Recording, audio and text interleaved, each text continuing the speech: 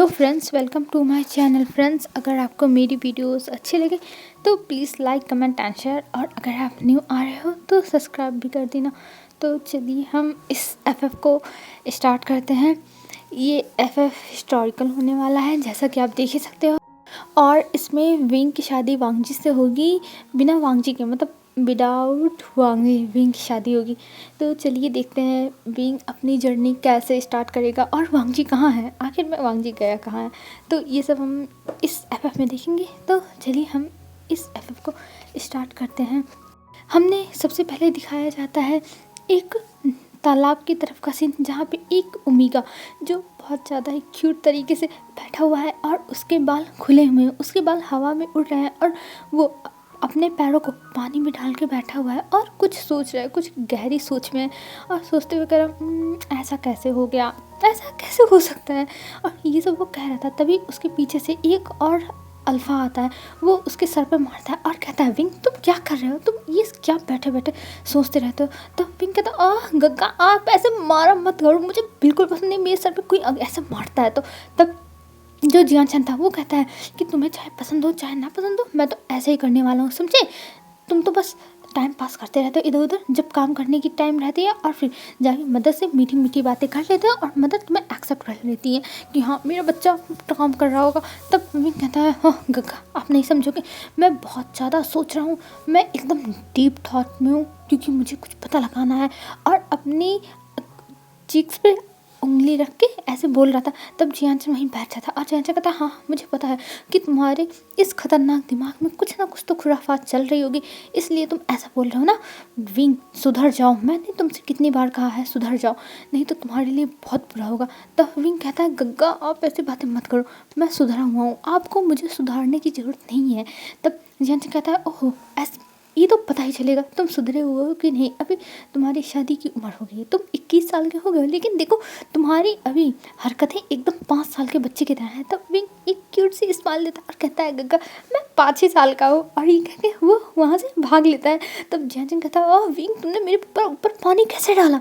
तब विंग कहता है, अपने हाथों से और पैरों से, और ये कह के वो वहाँ से भाग लेता है। और जियान उसके पीछे पीछे, विंग तू रुक, मैं तुझे बताता हूँ, विंग के बच्चे रुक। तब विंग कहता है कि मैं खुद बच्चा हूँ, तो मेरे बच्चे कहाँ से आएंगे, जब मेरे बच्चे होंगे ना गंगा तब विंग के बच्चे बुलाइएगा, अभी तो मुझे विंग बुलाइए विंग। तब वो ये कह के फिर से भागने लगता है, और जियांचन एकदम आग बबूला हो चुका था, मुझे विंग के ऊपर बहुत ज़्यादा गुस्सा हो चुका था, और वो भागते हुए जाता है विंग के पीछे पीछे।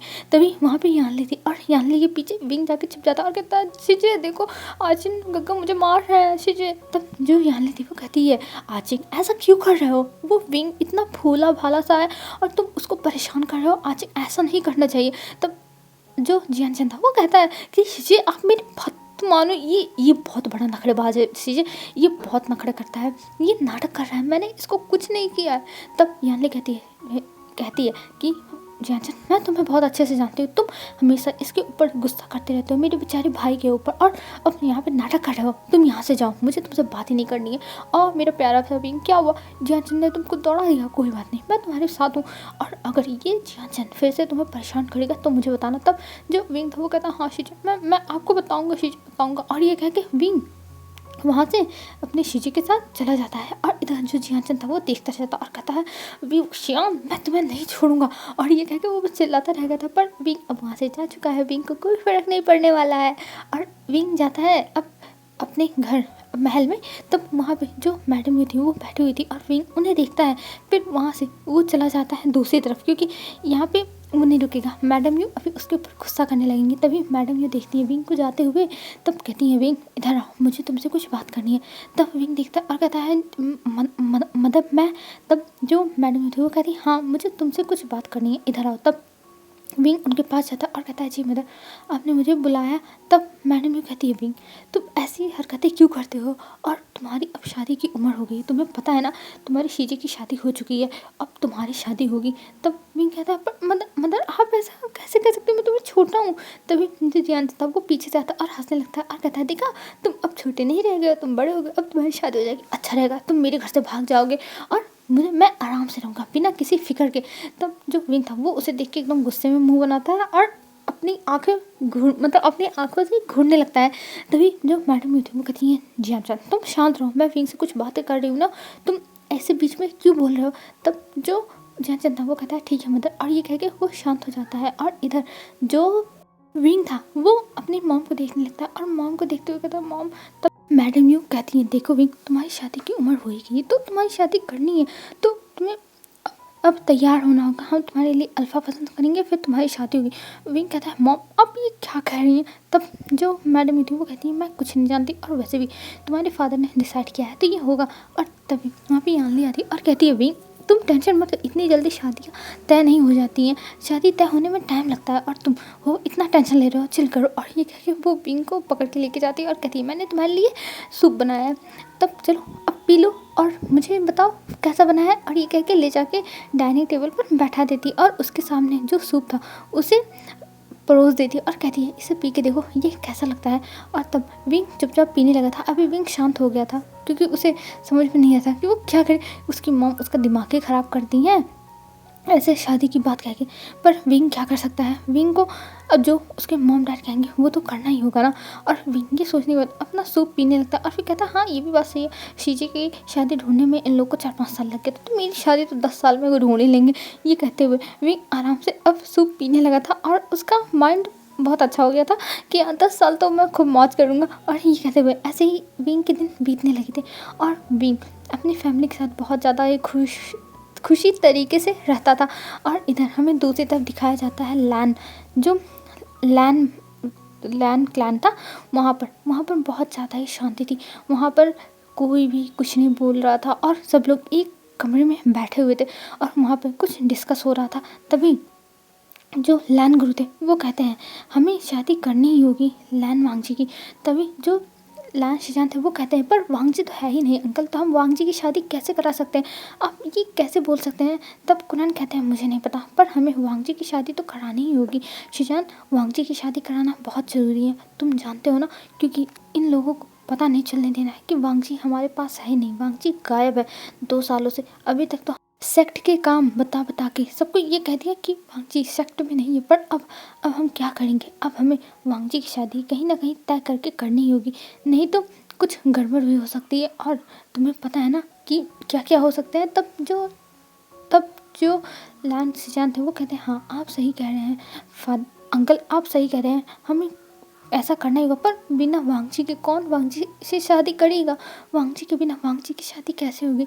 तब कुनैन अपने पास वांगजी की तलवार दिखाते हैं और कहते हैं ये देखो मेरे पास वांगजी की तलवार है, हम इसी तलवार से उसकी ओमेगा की शादी करवाएंगे। तब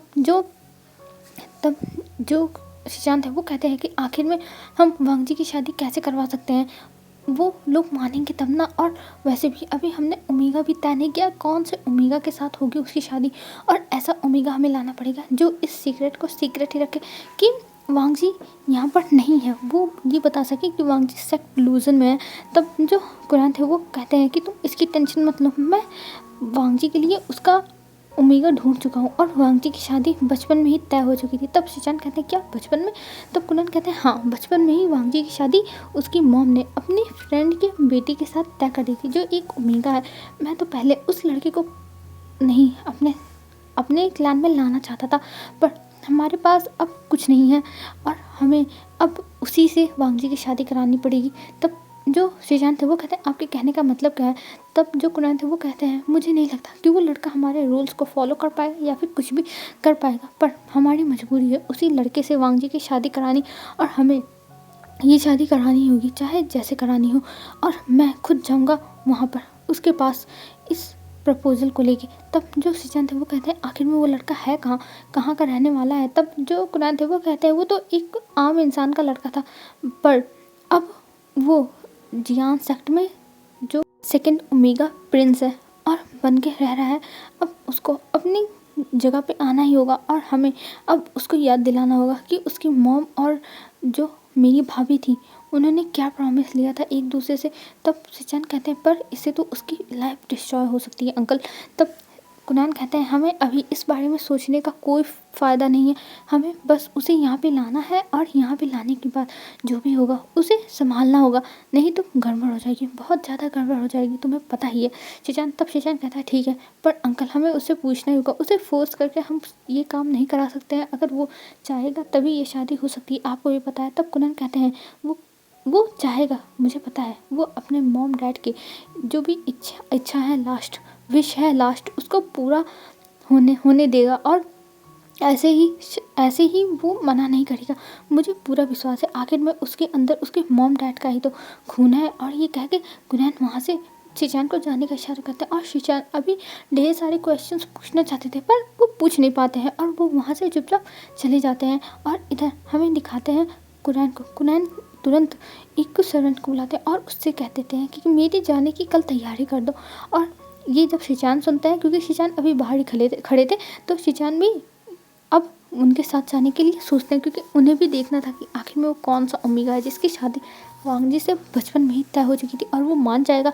अंकल इतने 100% श्योर कैसे हो सकते हैं। तो इसलिए जो लान शिशान थे वो भी तैयार हो जाते हैं जाने के लिए। और अब हमें नेक्स्ट डे का सीन दिखाई देता है। नेक्स्ट डे जो कुनैन थे और शिशान थे वो लोग अब तैयार होकर वहाँ से निकल रहे थे और अंकल मना कर रहे थे कि शिशान तुम रहने दो जाने के लिए, मेरे ऊपर विश्वास करो, मैं ऐसा कुछ नहीं करूँगा। पर जो शिशान थे वो उनकी बातें नहीं सुनते और कहते हैं अंकल मैं जानता हूँ आप ऐसा कुछ नहीं करोगे, पर मुझे अंदर से आवाज़ आ रही है कि मुझे जाना चाहिए, तो मैं जाऊँगा, आप चाहे जो कह लो। और ये कह के शिशान आगे चले जाते हैं, घोड़े पे बैठ जाते हैं और इधर अंकल भी आके घोड़े पे बैठ जाते हैं और कहते हैं ठीक है तो मेरी बात नहीं मानना चाहते ना, तो ठीक है चलो मुझे क्या करना है। और ये कह के वो दोनों वहाँ से निकल गए थे। और हमें इधर दिखाते हैं जो जियान सेक्टर में विंग अभी उधम मचा रहा था और विंग हर जगह दौड़ रहा था, सब कुछ कर रहा था। और उसकी जो मॉम थी मैडम यू को जब ये सब पता चलता है तो मैडम यू उसे बुलाती है एक सर्वेंट से। और जब सर्वेंट विंग के पास आता है तब विंग डर जाता है कि अब उसका क्या होगा, अब तो उसे पक्का पिटाई पड़ेगी। और ये सोचते हुए वो धीरे धीरे अपने घर आता है, एकदम धीरे धीरे कदमों से।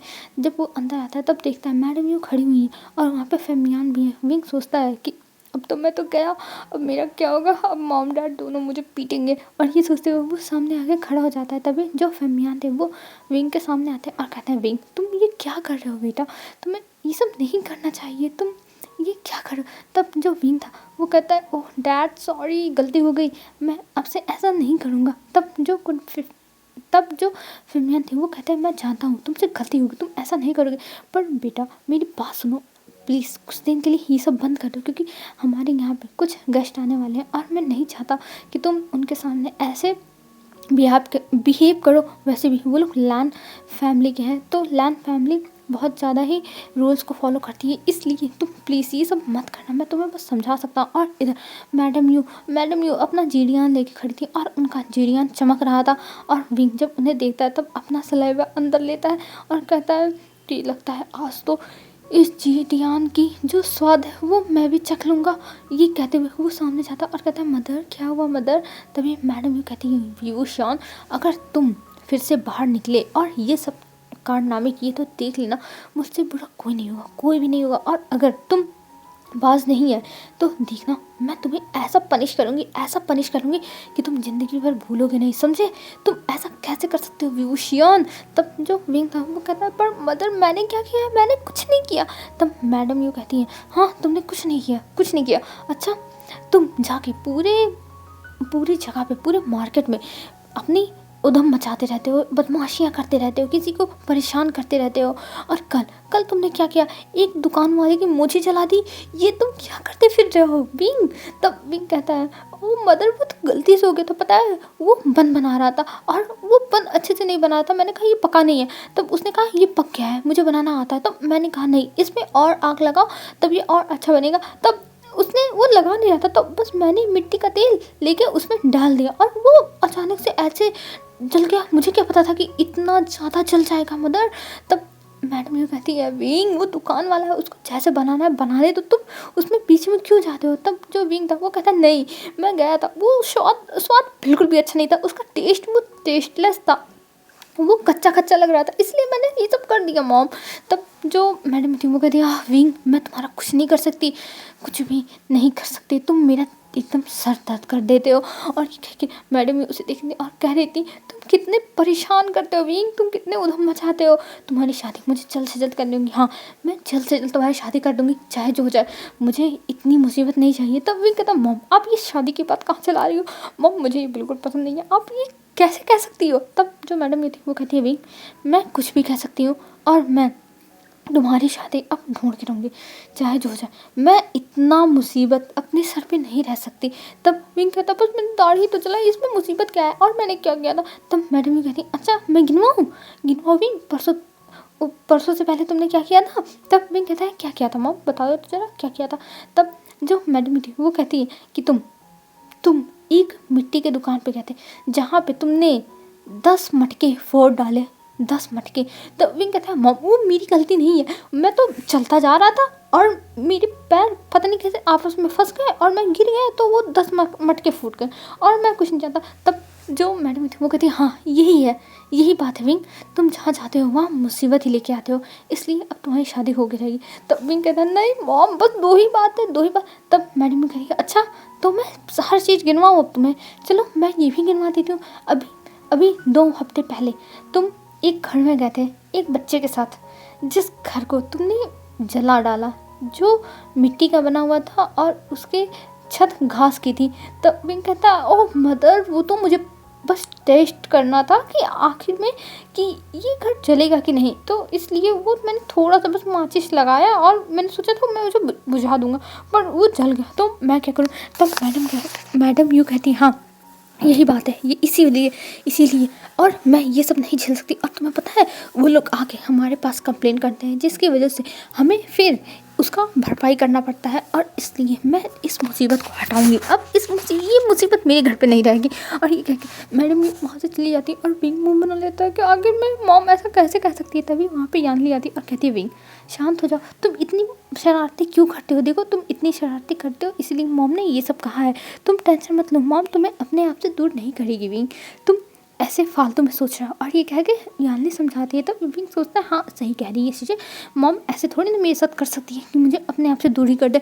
ये सोचते हुए विंग कहता है हाँ चीज़ें आप सच बोल रही हो, मॉम ऐसा नहीं करेगी। और ये कह के विंग वहाँ से उठता है फिर चला जाता है, क्योंकि विंग को मनाना बहुत ज़्यादा आसान है, विंग से 2-4 शब्द अच्छे से बोल दो विंग मान जाता है। तो विंग मान गया था यानली की बातें और फिर विंग वहाँ से चला जाता है। और इधर यानली सांस लेती है और कहती है मैं क्या करूँ, इधर मॉम है जो गुस्सा होकर बैठी है, इधर विंग है जिसको समझाना पड़ता है।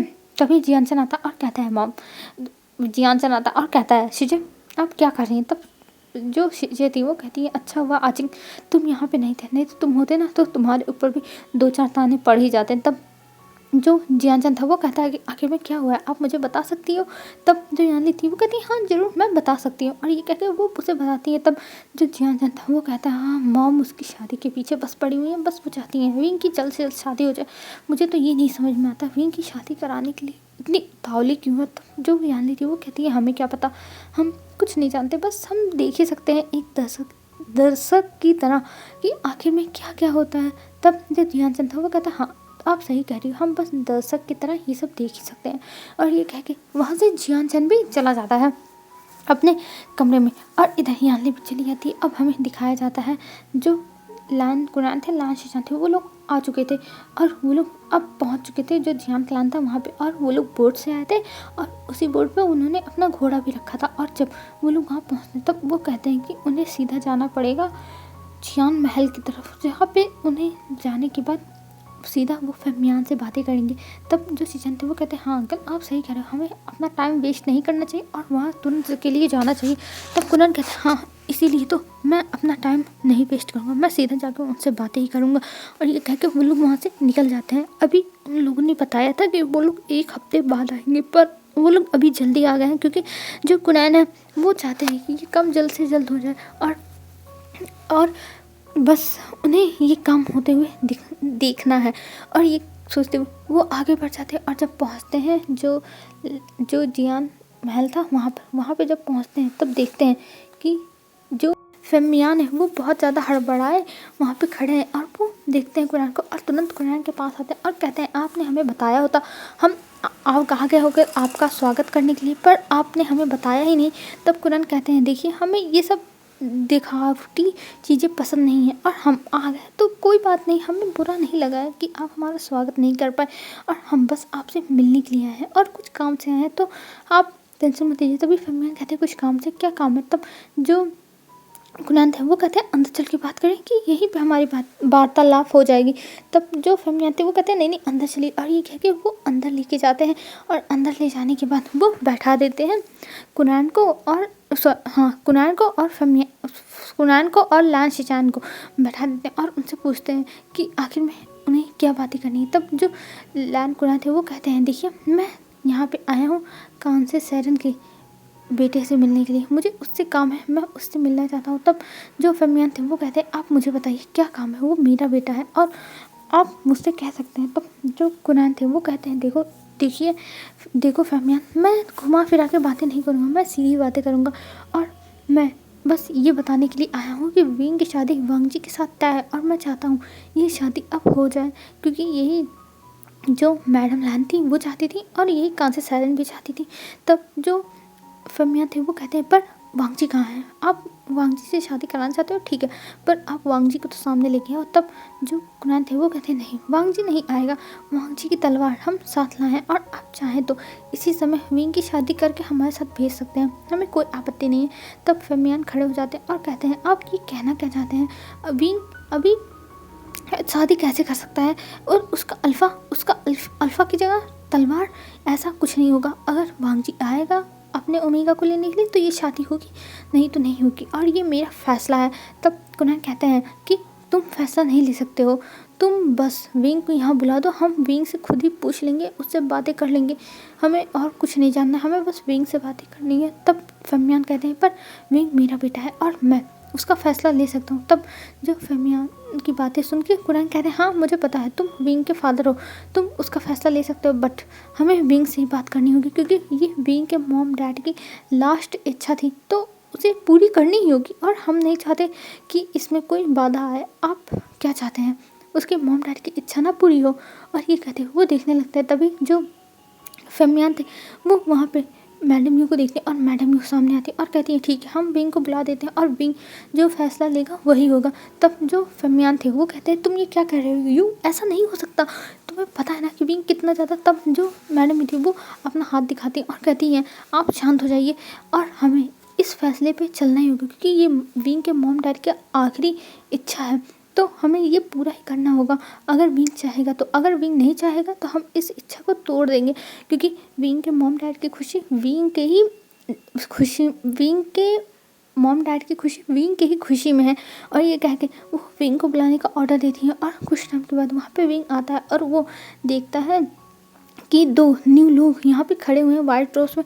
तो विंग सोचता है ये तो लैन फैमिली के लग रहे हैं ना, हाँ उसने बुक में पढ़ा हुआ है लैन फैमिली के लोग ऐसे ही ड्रेसअप करते हैं।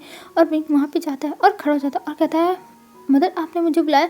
तब जब मैडम यू थी वो फेमियान की तरफ देखती हैं और फेमियान से कहती हैं आप इनसे बातें कर सकते हैं, हम यहाँ से जा रहे हैं। और वहाँ से मैडम यू और फेमियान चले जाते हैं कुरान के पास छोड़ के।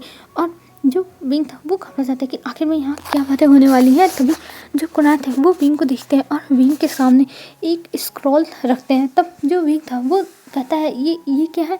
तब जो कुरान थे वो कहते हैं इसको खोलो और जो विंग था उसे खोलता है और उसमें देखने लगता है। तब उसमें देखता है 2 लोगों के चित्र बने हुए हैं। तब विंग उन्हें देखता और कहता है ये कौन है। तब जो कुरान थे वो कहते हैं ये तुम्हारे माता पिता हैं। तब विंग की आंखें बड़ी बड़ी हो जाती हैं, क्या मेरे माता पिता? तब कुरान कहते हैं हाँ तुम्हारे माता पिता मेरे भैया और भाभी के बहुत अच्छे फ्रेंड थे इसलिए मेरे पास उनकी फ़ोटोज़ है। तब विंग दिखने लगता है और उसकी आंखों में आंसू आ जाते हैं क्योंकि उसने पहली बार अपने माता पिता की फ़ोटो देखी थी। तब जो कुरान थे वो कहते हैं हमें तुमसे बातें करनी है, तुम्हारे माता पिता की एक लास्ट इच्छा थी जिसे हम तुम्हारे पास लेके आए, अगर तुम चाहो तो अपने माता पिता की वो इच्छा पूरी भी कर सकते हो, अगर ना चाहो तो नहीं कर सकते हो, हमें कोई भी दिक्कत नहीं है। तब विंग उन्हें देखने लगता है और कहता है इच्छा, कौन सी इच्छा?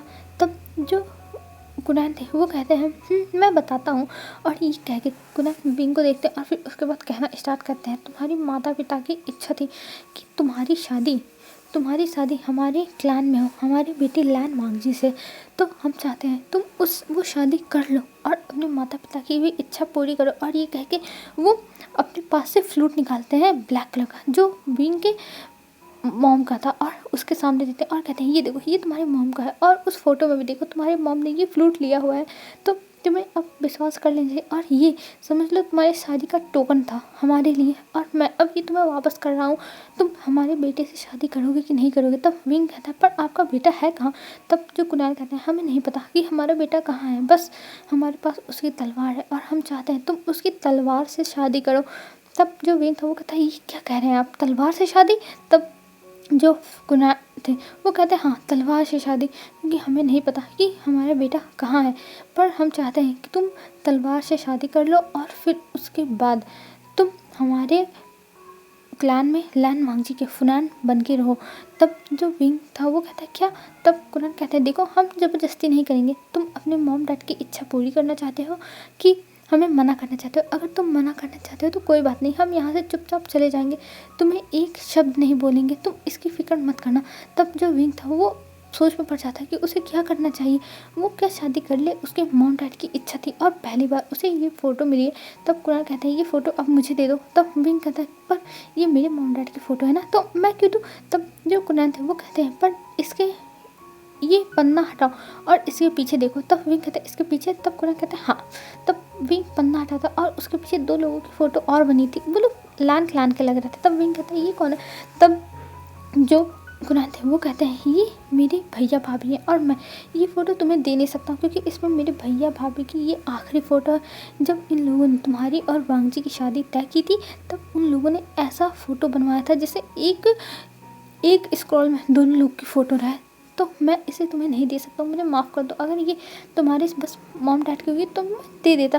और ये कह के कुणाल ले लेते और कहते हैं हम अभी यहीं रहने वाले हैं कल तक, और हमें अपना डिसीजन शाम तक बता देना, कल शाम तक। और ये कह के वहाँ से जो कुणाल थे और लाशीचान थे वो लोग चले जाते हैं, और इधर विंग बस देखता रहता था एक टक, और अपने हाथ में उस बांसुरी को देखता। तभी वहाँ पे जो फरमियान थे और जो मैडम भी थी वो आते हैं और कहते हैं क्या हुआ, तुमने क्या बोला, तुम उनसे शादी नहीं ना कर रहे हो ना विंग, तुम्हें शादी करने की कोई ज़रूरत नहीं, मैं तुम्हारे साथ हूँ और तुम टेंशन मत लो, अगर कोई भी तुम्हें कुछ भी फोर्स किया तो मुझसे बुरा कोई नहीं होगा, मैं सबको संभाल लूँगा विंग, तुम टेंशन मत लेना। और ये कह के वो विंग को समझाने लगता है। तब विंग अपने अंकल को देखता है पर वो कुछ नहीं बोलता है और वो चुपचाप अपने रूम में चला जाता है, और अपने रूम में बिस्तर पर बैठ के वो उस बांसुरी को बार बार एक टक देखे जा रहा था। उसी बांसुरी पर उसकी नज़र टिक रही थी और वो सोचा था उसे शादी करनी चाहिए कि नहीं करनी चाहिए, कहीं कुछ गड़बड़ ना हो जाए या फिर कुछ दिक्कत ना हो जाए, उसे शादी करनी चाहिए कि नहीं करनी चाहिए।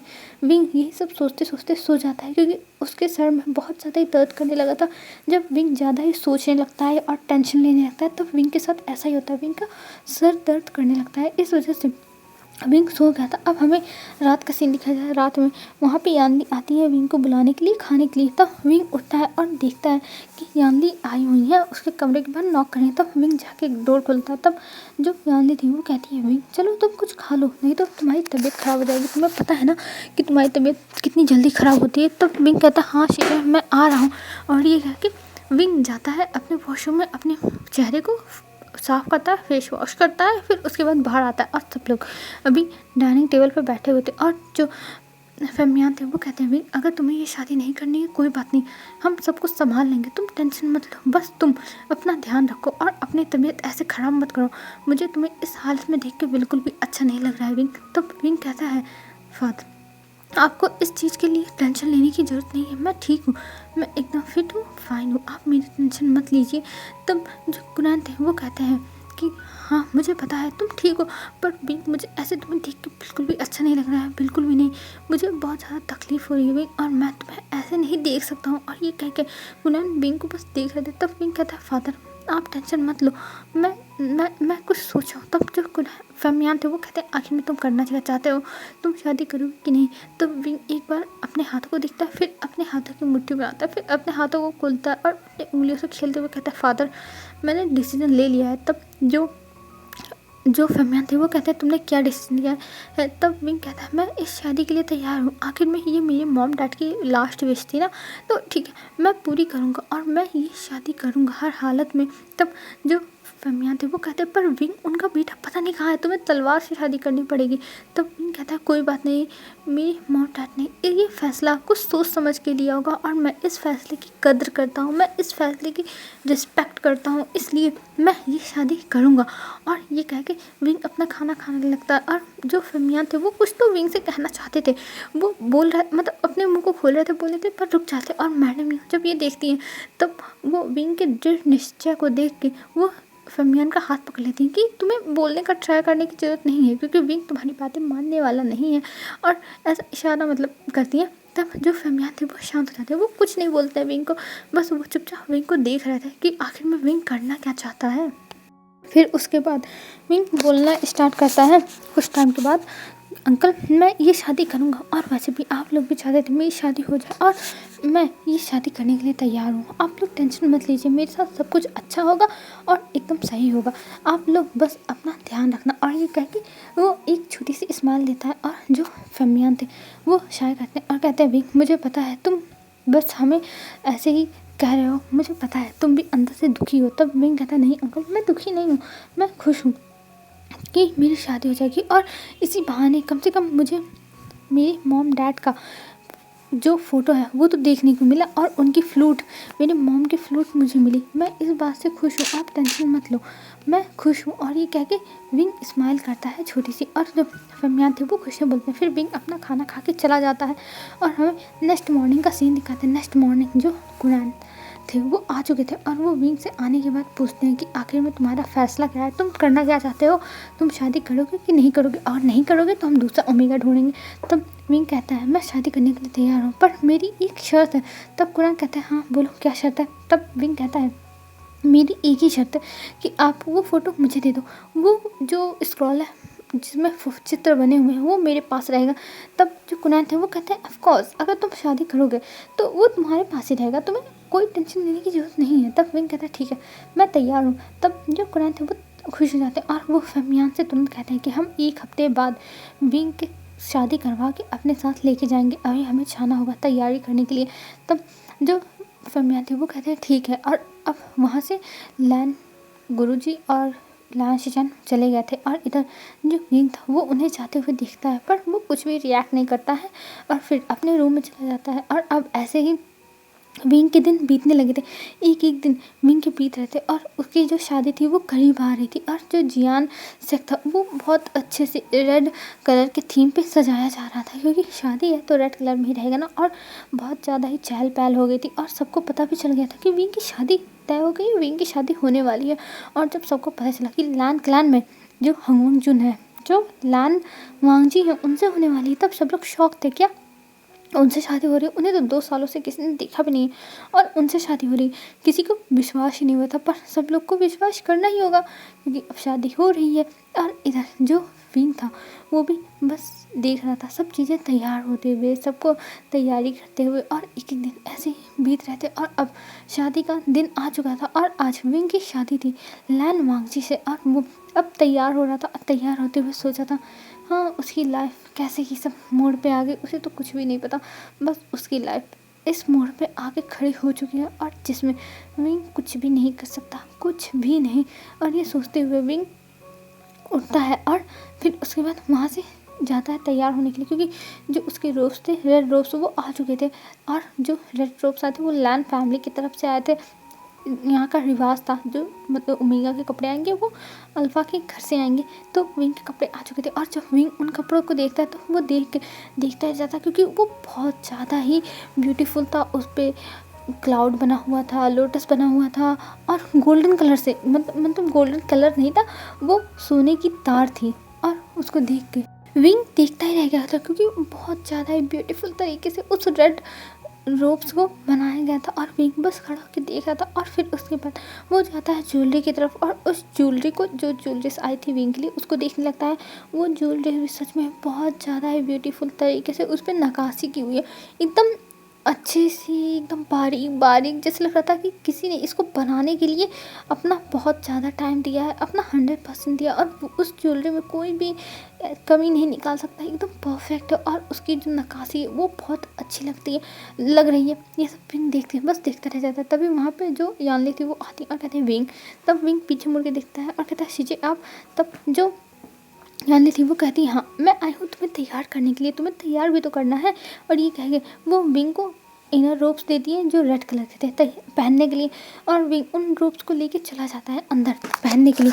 और विंग कुछ टाइम के बाद उन्हें पहन के आ जाता है। तब जो यानली थी वो अब विंग को उसके रोब्स पहनाती हैं, और जो सर पे क्राउन लगना था उसको लगाती हैं हेयर कोम करके, और उसको सारी ज्वेलरीज पहना देती हैं और कहती हैं वाह विंग तुम बहुत ज़्यादा ही ब्यूटीफुल लग रहे हो, मुझे तो विश्वास नहीं हो रहा कि मेरे भाई की आज शादी है, तुम सच में बहुत ज़्यादा ब्यूटीफुल हो, बहुत ज़्यादा। और ये कह के यानी बस विंग को देख रही थी और बार बार उसकी नज़र उतार रही थी, और विंग बस चुपचाप बैठा हुआ था। उसके चेहरे पे कोई स्माइल नहीं था, वो खुश, मतलब दिख नहीं रहा था कि विंग खुश है।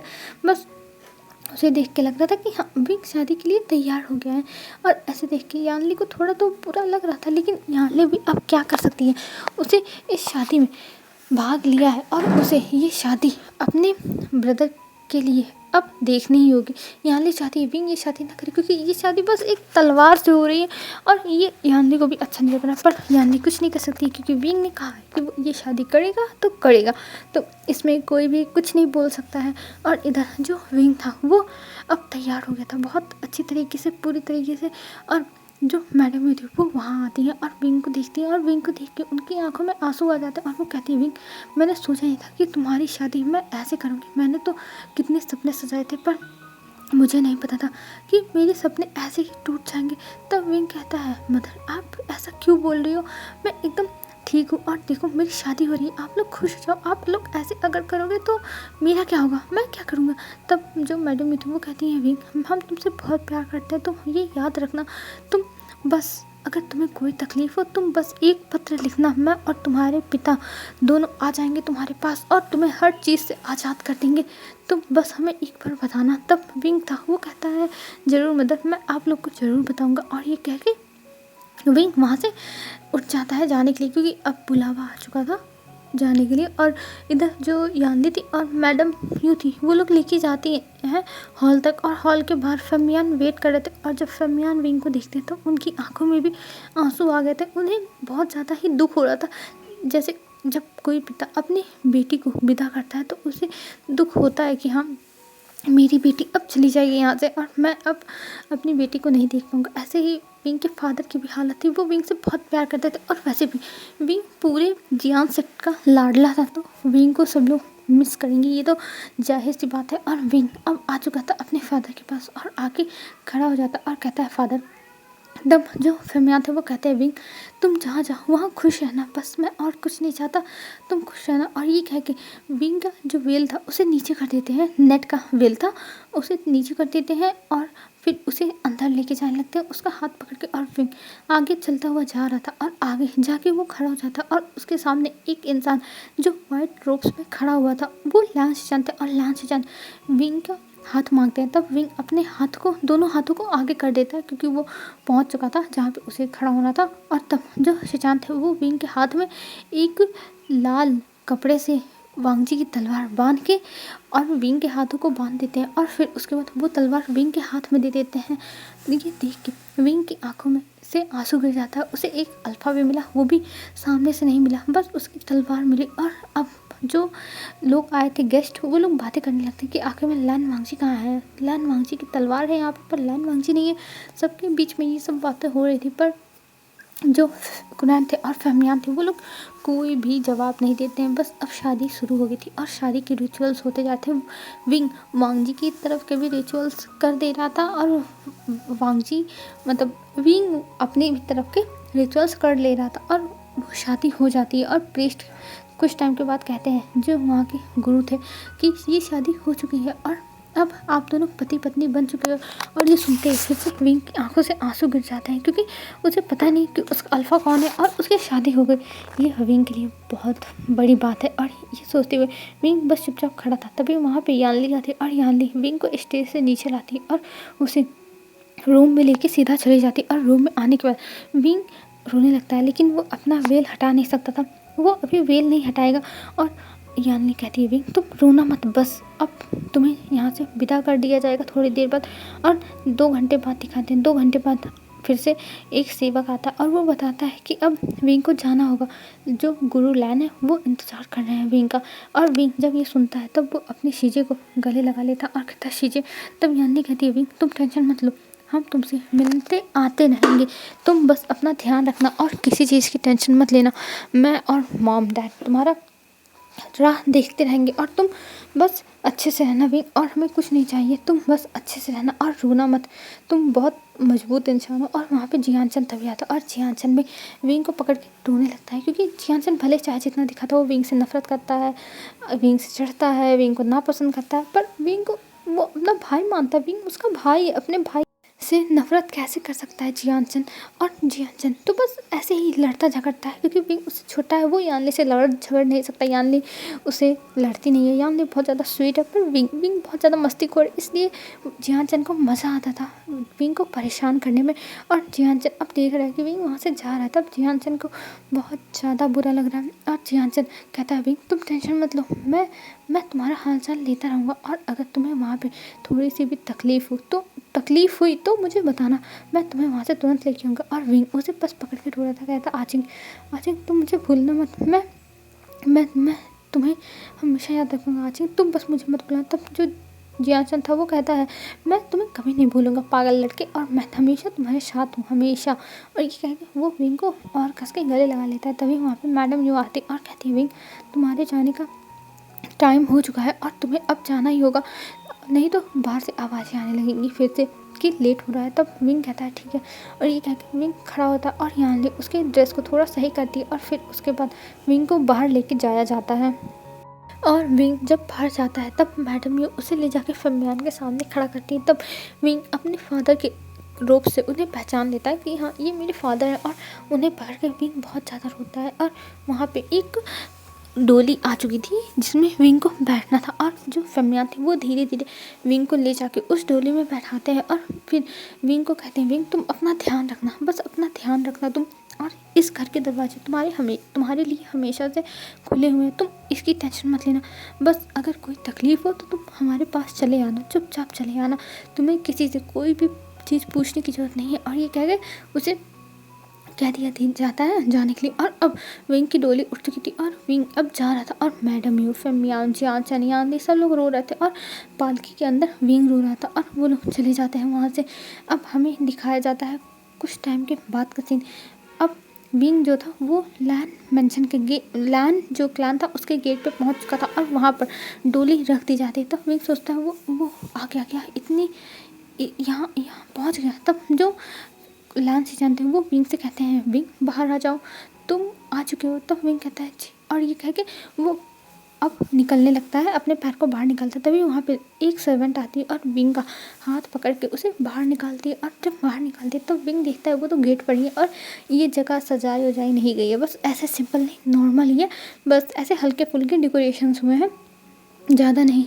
और अब विंग को अंदर लेके जाया जाता है, और अंदर ले जाने के बाद जो लैन सीजन थे वो कहते हैं विंग तुम अब चलो मेरे साथ। और ये कह के वो विंग को अपने साथ लेके जाने लगता है, और विंग के हाथ में अभी भी वांगजी की तलवार थी, और वो एक घर के सामने ले जाके रुकते हैं और कहते हैं विंग ये तुम्हारा घर है, और ये यहाँ तुम रहोगे, यहाँ पहले लैन वांगजी रहता था और इसका नाम जिनशी है, और उधर देखो वो थोड़ी दूर पे वो हानशी है, वो मेरा घर है, वहाँ मैं रहता हूँ, और अब तुम वांगजी के घर में रहोगे। तब विंग कहता है जी, और ये कह के वो लैन सीजन के पीछे पीछे जाता है, और लैन सीजन उसे उस घर के अंदर लेके जाते हैं, और अंदर ले जाने के बाद हर चीज़ समझाने लगते हैं, दिखाने लगते हैं कि ये घर कैसा है। और वांगजी को साफ़ सफाई रखना बहुत पसंद है, वांगजी यहाँ पे 2 सालों से नहीं आया है, पर हम साफ़ सुथरा रखते हैं, कभी ना कभी वांगजी लौट के आएगा ही। और ये कह के उसे समझाते हैं। तब जो विंग था वो कहता है जी, और ये कह के वो बस अभी चुपचाप खड़ा था। तब जो कुरान थे वो सिचान थे वो कहते हैं कि तुम अपना वेल खुद हटा लेना, और फिर तुम अब इस रूम में रहो, और जो भी चीज़ें हैं वो तुम्हें सुबह बता दी जाएंगी, और सुबह उठ के जल्दी से तैयार रहना क्योंकि सुबह कुछ चीज़ें, कुछ रिचुअल्स तुम्हें फॉलो करना है। तो विंग कहता है जी। और ये कह के जो शिनचैन थे वो वहाँ से चले जाते हैं और विंग अब आके बेड पे बैठ चुका था और वो सब कुछ देख रहा था और इस रूम को बहुत अच्छे से सजाया हुआ था एकदम रेड कलर से। पर विंग क्या कर सकता है, उसका अल्फा तो यहाँ है ही नहीं। तो विंग अब चुपचाप ये सब देखता है और फिर उसके बाद वो अपने रोप्स को अभी मतलब जो वेल था उसको हटाने वाला था, तभी जो डोर थे उस पर नॉक होती है और विंग तुरंत उठ जाता है और जाता है डोर को खोलता है। तब वहाँ पे एक सर्वेंट कुछ खाना लेके आई थी। तब विंग वो खाना लेता है और उसको अंदर कर लेता है और फिर उसके बाद डोर बंद कर देता है। तब फिर विंग जाता है अपने वेल को हटाता है और जो ज्वेलरीज उसके ऊपर लगी हुई थी वो सब ज्वेलरीज हटाता है और फिर उसके बाद बात लेता है, बात लेके आता है और खाना देखता है क्योंकि विंग को अभी बहुत ज़्यादा ही भूख लगी हुई है। तब विंग उन खानों को निकालता है और फिर खाने लगता है और खाते हुए सोच रहा था कि हाँ उसकी लाइफ कैसी चल रही है उसे खुद ही नहीं पता, उसके अल्फा का कुछ अता पता नहीं है और उसकी लाइफ में क्या चल रहा है वो भी कुछ अता पता नहीं है। विंग क्या करे, विंग की तो लाइफ ही ऐसी है। विंग ये सब सोच रहा था और इधर जो विंग था वो खा पी के सो जाता है और हमें नेक्स्ट मॉर्निंग दिखाते हैं। नेक्स्ट मॉर्निंग विंग के डोर पे 2 सर्वेंट्स नॉक कर रहे थे और विंग अभी सो ही रहा था। तब विंग की आंखें खुलती और विंग देखता है कि अभी तो बाहर रात है और इतनी सुबह सुबह मतलब इतनी रात को कौन आया है। विंग जाकर खोलता है तो वहाँ पे देखता है 2 सर्वेंट थे और वो सर्वेंट्स विंग को तैयार करने के लिए आए थे। तब विंग कहता है पर अभी तो रात है और अभी आप कैसे तैयार। तब जो सर्वेंट थी वो कहते हैं देखिए हमें मास्टर लैंड ने कहा है आपको तैयार करने के लिए और अभी 6 बजे हैं। तब विंग कहता है क्या 6 बजे इतनी सुबह। तब जो सर्वेंट थी वो कहते हैं हाँ हम यहाँ पे 5 बजे उठ जाते हैं और हम तो अपने पास 6 बजे आए हैं। और ये कह के उसे कहती हैं फ्रेश होने के लिए और नहा धो के तैयार होने के लिए और वो कुछ टाइम के बाद आके फिर विंग को तैयार कर देंगे। तब विंग कहता ठीक है और फिर विंग कहता हाँ मुझे यहाँ पे इतनी जल्दी उठनी पड़ेगी। हाँ वैसे रूल में तो लिखा ही हुआ था, मैंने देखा हुआ है अपनी क्लान में। और ये सोचते हुए विंग फिर जाता है, नहाता है, धोता है और फिर बाहर आता है और अपने सिंपल से जो रोब्स थे उन्हें पहन लेता है क्योंकि यहाँ पे आने से पहले ही विंग के जो कपड़े लेते थे वो सब यहाँ पे पहले से ही लगा दिया गया था अलमीरा के अंदर और विंग को बस अब यहाँ से निकाल के पहनना ही था और कुछ नहीं करना था। तब विंग तैयार हो जाता है और वो अब इंतज़ार करने लगता है कि वो सर्वेंट्स कब आएंगे। तभी कुछ टाइम के बाद वो सर्वेंट्स आते हैं 2 और वो लोग विंग के सामने ला के कुछ खाना रखते हैं और कहते हैं आप पहले इसे खा लीजिए फिर उसके बाद हम आपको तैयार करते हैं। तो विंग कहता है ठीक है और वो लोग विंग सोचता है ये लोग जैसे जैसे कहेंगे वैसे वैसे मैं करूँगा, कोई गलती होगी मैं इन्हीं का नाम लगाऊंगा। ये विंग सोच के कर रहा था और विंग फिर उसके बाद खाता है और फिर उसका तैयार होने के लिए जाता है और फिर वो लोग रोब्स निकालते हैं ब्लू कलर के रोब्स जो विंग को पहनने के लिए देती हैं और विंग उन रोब्स को देख के मुंह बनाता है क्योंकि अभी विंग ने ब्लैक रोब्स पहने थे ब्लैक एंड वाइट में, पर अब ब्लैक एंड रेड में, हाँ ब्लैक एंड रेड में पहने हुए थे और अब उसे ये पहनने पड़ेंगे। उसे बिल्कुल भी अच्छा नहीं लग रहा था ब्लू रोब्स, लेकिन अब उसे पहनना ही पड़ेगा। तब विंग मुंह बनाते हुए उन रोब्स को लेके जाता है और उन्हें पहन के बाहर आता है। फिर उसके बाद वो लोग अब विंग को तैयार करने लगती हैं, विंग को बेल्ट लगाती हैं और फिर उसके बाद उसके हेयर को अच्छे से कॉम्ब करके उसको तैयार करती हैं। फिर उसके बाद कहती हैं कि आपको जाना होगा अब जहाँ पे सारे एल्डर्स बैठे हुए हैं वहाँ पर टी सर्व करने के लिए। तब विंग कहता है क्या। तब वो जो मेज थी वो कहती हाँ आपको वहाँ पे जाना होगा और टी सर्व करना होगा। तब विंग कहता है ठीक है और विंग फिर उन मेट्स के साथ वहाँ पे जाता है और वहाँ पे जाने के बाद देखता है कि वहाँ पे शिनचैन लैंड कुरान बैठे हुए हैं बस जिन्हें वो पहचानता है और सब यहाँ के लगता है एल्डर्स है। विंग ये सोचता है और फिर उसके बाद उसे उसके हाथ में एक चाय की केतली दी जाती है और विंग से कहा जाता है सर्व करने के लिए। तब विंग कहता है हाँ ठीक है विंग तू कर लेगा, तू हर मुसीबत से लड़ता है ना ये भी तू कर ले जाएगा। और ये सोचते हुए विंग उस चाय की केतली को लेके जाता है सबसे पहले कुनान के पास, सबसे पहले कुनान को देता है। फिर उसके बाद जैसे जैसे एल्डर्स बैठे हुए थे सबको देता है और विंग खड़ा हो जाता है। तभी जो शिनचैन थे वो कहते हैं विंग तुम आके यहाँ पे बैठो और तुम भी चाय ले लो और ये कह के उसे कहते हैं। तब विंग कहता ठीक है और विंग जाके एक चेयर मतलब 2 चेयर खाली थी वहाँ पे एक चेयर के बगल में वो जाके बैठ जाता है और फिर उसके बाद वो भी अपनी चाय को लेके पीने लगता है और सब लोग विंग को देख रहे थे। विंग चुपचाप बैठा हुआ था, विंग कुछ बोल नहीं रहा था और वहाँ से सारे एल्डर्स पीने के बाद चले जाते हैं। अब वहाँ पे बस लैंड शिनचैन और कुनान और विंग बसते हैं।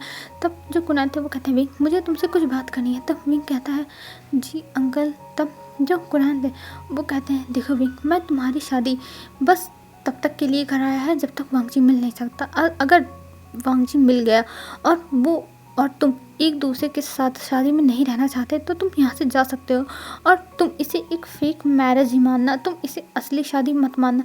तब भी कहता है क्या, तब जो कुरान था वो कहता है हाँ तुम इसे फेक मैरिज मानना, क्योंकि मुझे पता है कि तुम यहाँ पे रह नहीं पाओगे, यहाँ के रूल्स फॉलो नहीं कर पाओगे।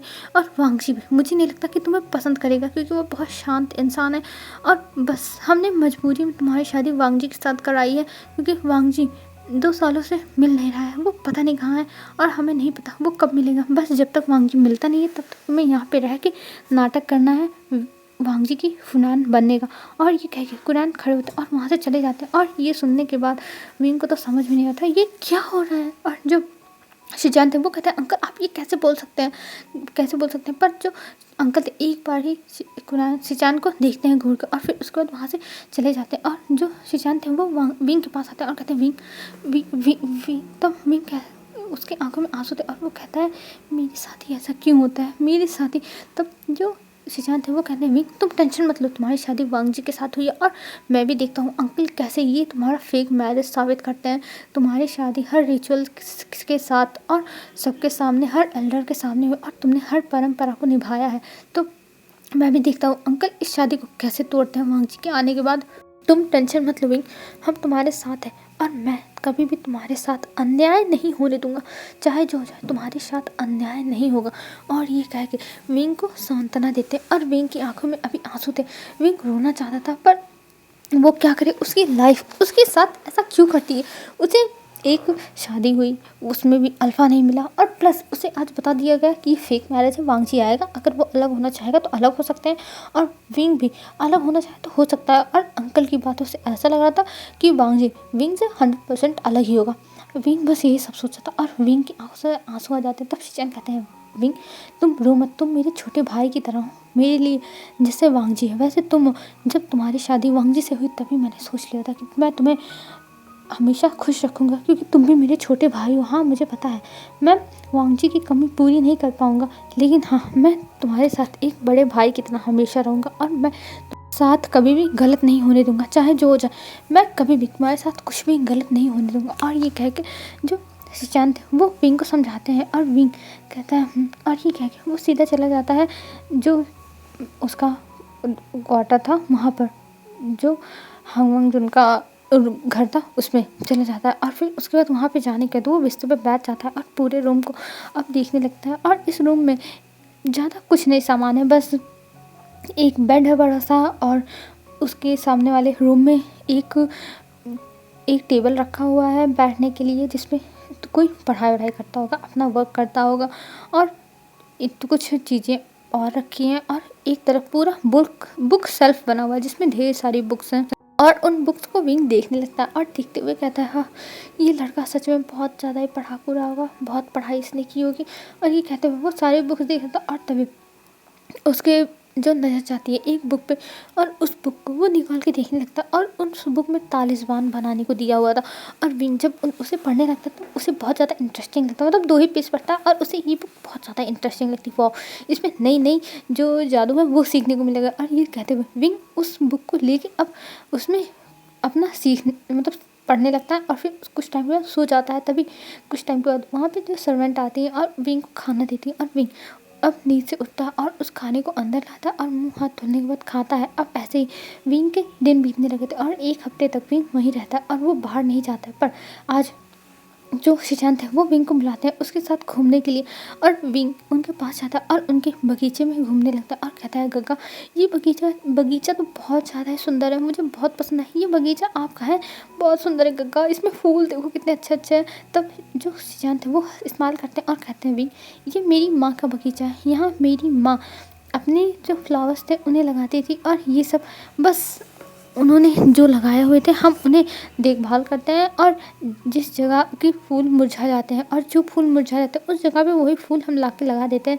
तब विंग कहता है हाँ सच में काका ये बहुत ज़्यादा प्रिटी है। और 1 हफ्ते में विंग और लैंस शिचान के बीच में बहुत ज़्यादा ही बनने लगी थी, और विंग उनसे बहुत अच्छे से बातें करता था और मतलब उनकी बॉन्डिंग बहुत अच्छी थी। और ये सब कुनैन देखते थे, वो मना भी करते थे शिचान से कि तुम विंग से ज़्यादा बातें मत किया करो, वांगजी आएगा तो वैसे भी विंग को छोड़ ही देगा, तुम उससे बात किया करो, उससे ज़्यादा लगाव करने की ज़रूरत नहीं है। पर जो शिचान थे वो कहते हैं नहीं अंकल, मैं विंग को अपना छोटा भाई मानता हूँ और विंग के साथ मैं कुछ भी गलत नहीं होने दूंगा, चाहे जो हो जाए। विंग अब मेरे छोटे भाई की तरह है और मैं वैसे ही रखूँगा। और वांगजी आएगा तो वांगजी भी उसे एक्सेप्ट करेगा। तब जो कुणाल थे वो कहते नहीं, वांगजी एक्सेप्ट नहीं करेगा। विंग जैसे लड़के को वांगजी कभी भी एक्सेप्ट नहीं कर सकता।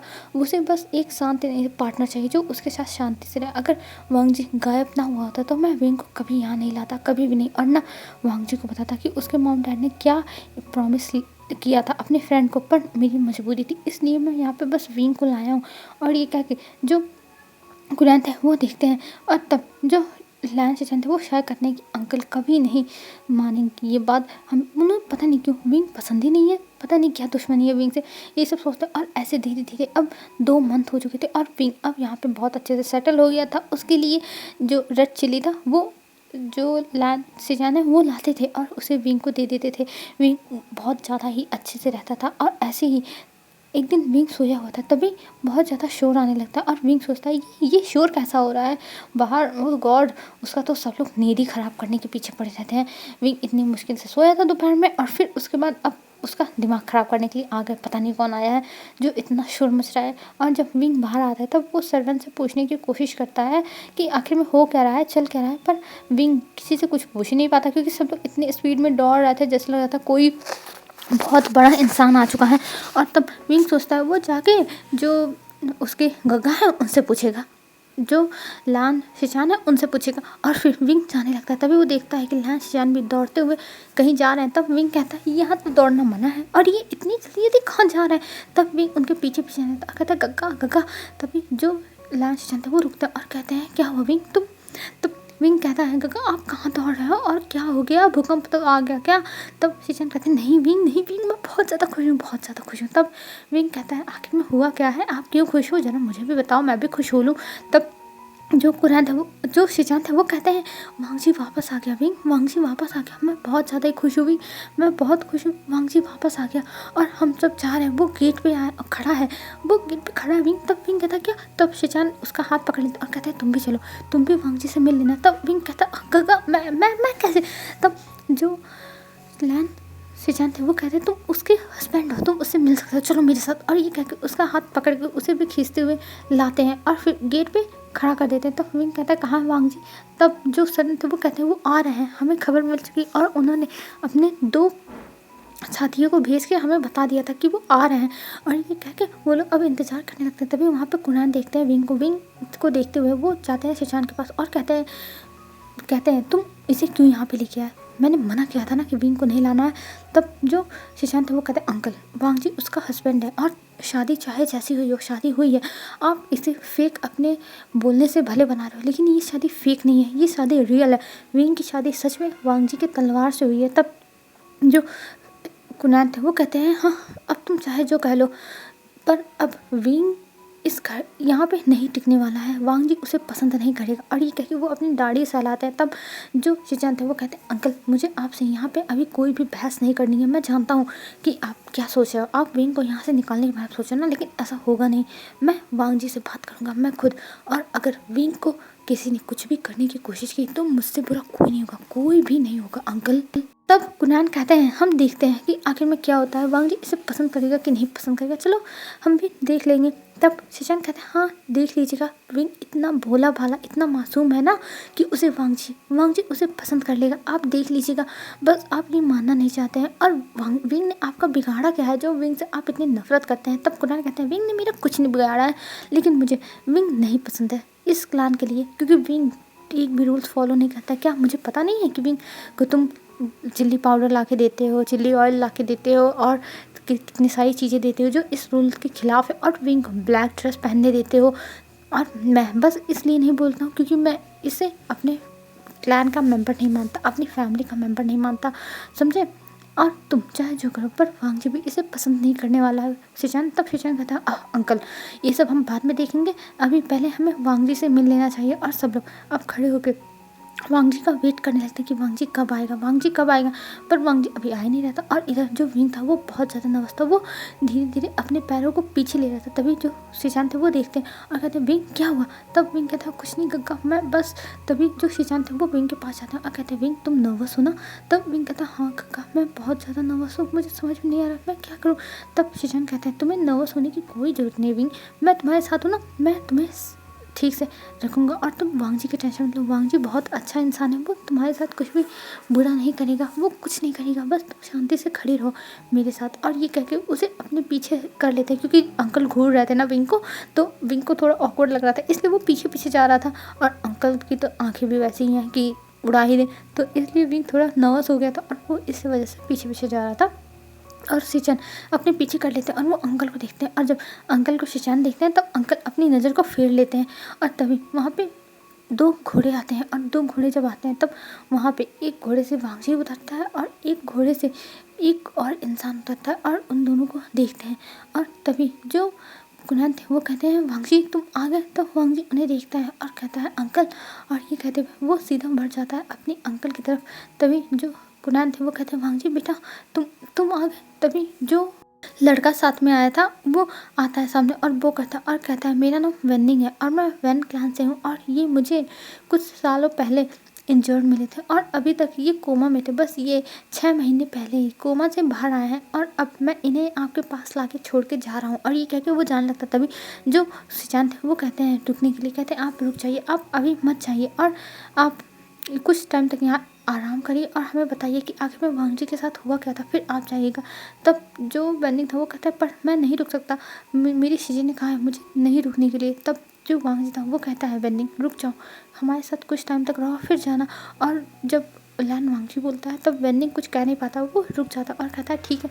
और विंग चुपचाप ये सब देख रहा था, विंग को तो वो कोई जानता ही नहीं था, और वांगजी भी उसे देख के अनदेखा करके अपने अंकल के पास आता है और अंकल वांगजी का हाथ पकड़ के तुरंत उसे अंदर लेके जाने लगते हैं वांगजी से बातें करने के लिए, और कहते हैं वांगजी मुझे तुमसे बहुत इंपॉर्टेंट बात करनी है, चलो मेरे साथ। और ये कह के उसे लेके चले जाते हैं। और इधर जो शिचान है वो विंग को देखते हैं और कहते हैं विंग तुम अपने रूम में जाओ, एजेंसी में जाओ, मैं बाद में वांगजी को सब कुछ समझा दूंगा, तुम टेंशन मत लो, मैं तुम्हारा साथ नहीं छोड़ूंगा विंग। तब विंग कह रहा है जी काका, और ये कह के विंग वहाँ से चला जाता है। पर विंग को बुरा लग रहा था, पता नहीं क्यों विंग बहुत ज़्यादा सैड हो गया है, अभी विंग को मूड अच्छा करना है। तो विंग अपने रूम में जाके बुक्स लेके पढ़ने लगता है। और हमें दूसरी तरफ का सीन दिखाते हैं जहाँ पे वांगजी था। वांगजी अंकल के रूम में गया था और अंकल उससे पूछे थे कि वांगजी तुम्हारे साथ हुआ क्या था, तुम ऐसे कैसे वांगजी। तब वांगजी अंकल को देखता है और वो शायद कहता है और कहता है अंकल मैं बस वहाँ पे गया था नाइट हंटिंग में, और उसके बाद मुझे चोट लगी और उसके बाद मुझे कुछ भी याद नहीं मेरे साथ क्या हुआ था। तभी वहाँ पे जो वेनिंग था वो बैठा हुआ था और वेनिंग बोलता है कि आप जब नाइट हंट पे आपको चोट लगी थी, आप बेहोश हो गए थे, तब मैं और मेरी शीजें भी वहीं पे थी, मेरी शीजें भी डेमन से फाइटिंग करती हैं और उन्होंने आपको देखा था बेहोश होते हुए, और वो मेडिकल भी जानती थी, इसलिए वो आपके पास गई और आपकी दवा की, पर आप बेहोश हो गए थे और आपको होश नहीं आ रहा था और हमें पता नहीं था कि आप कहाँ से बिलोंग करते हैं। उस समय आपने अपने जो सेक्ट के कपड़े हैं वो भी नहीं पहने हुए थे, इस वजह से हमें बहुत ज़्यादा ही दिक्कत हो रही थी आपके बारे में जानने की। और जब हमें 3-4 दिन के अंदर आसपास से कहीं से कुछ नहीं पता चला कि कहीं से कोई इंसान गायब हुआ है, तब हमने आपको अपने पास ही रख लिया और वहाँ पर हमने आपकी सुई दवाई सब कुछ दी। और आप इतने सालों से कोमा में थे, 2 सालों से, आप 6 महीने पहले ही कोमा से बाहर आए हैं और हम यहाँ पे इनको लेके चले आए और ये सब मतलब बताते हैं।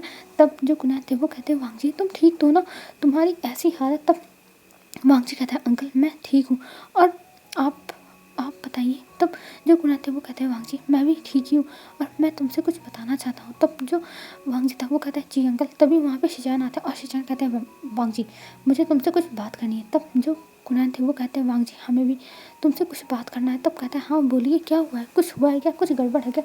तब जो लान कुनाल थे वो कहते हैं कि शिचान जो वेन्नी है उनको ले जाके उनके रूम में छोड़ के आओ आराम करने के लिए, फिर हम बातें करेंगे। तब जो शिचान थे वो कहते हैं अंकल मैं एक डिसिपल से कह देता हूँ वो वेनिंग को लेके चले जाएंगे, आप चले जाएंगे ना मास्टर वेनिंग। तब वेनिंग कहता है हाँ मैं चला जाऊँगा, और ये कह के वो खड़ा हो जाता है और वहाँ पे एक डिसिपल को बुलाया जाता है जो डिसिपल वेनिंग को वहाँ से लेके चला जाता है। और अब कुरान और जो शिचान थे वो दोनों लोग आमने सामने बैठ चुके थे और बीच में वांग जी को समझ में आता कि आखिर में अब यहाँ क्या होने वाला है।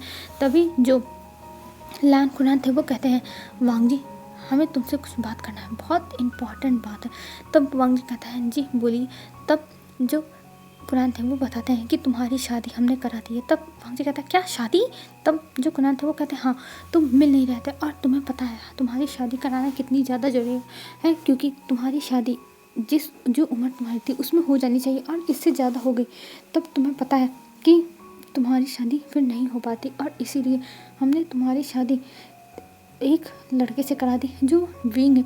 तब जो लान शिचान है वो कहते हैं अंकल पूरी बात बताइए, आप आधी बातें क्यों घुमा घुमा के बता रहे हैं वांग जी को। तब वांग जी कहता है पूरी बात ब्रदर क्या है।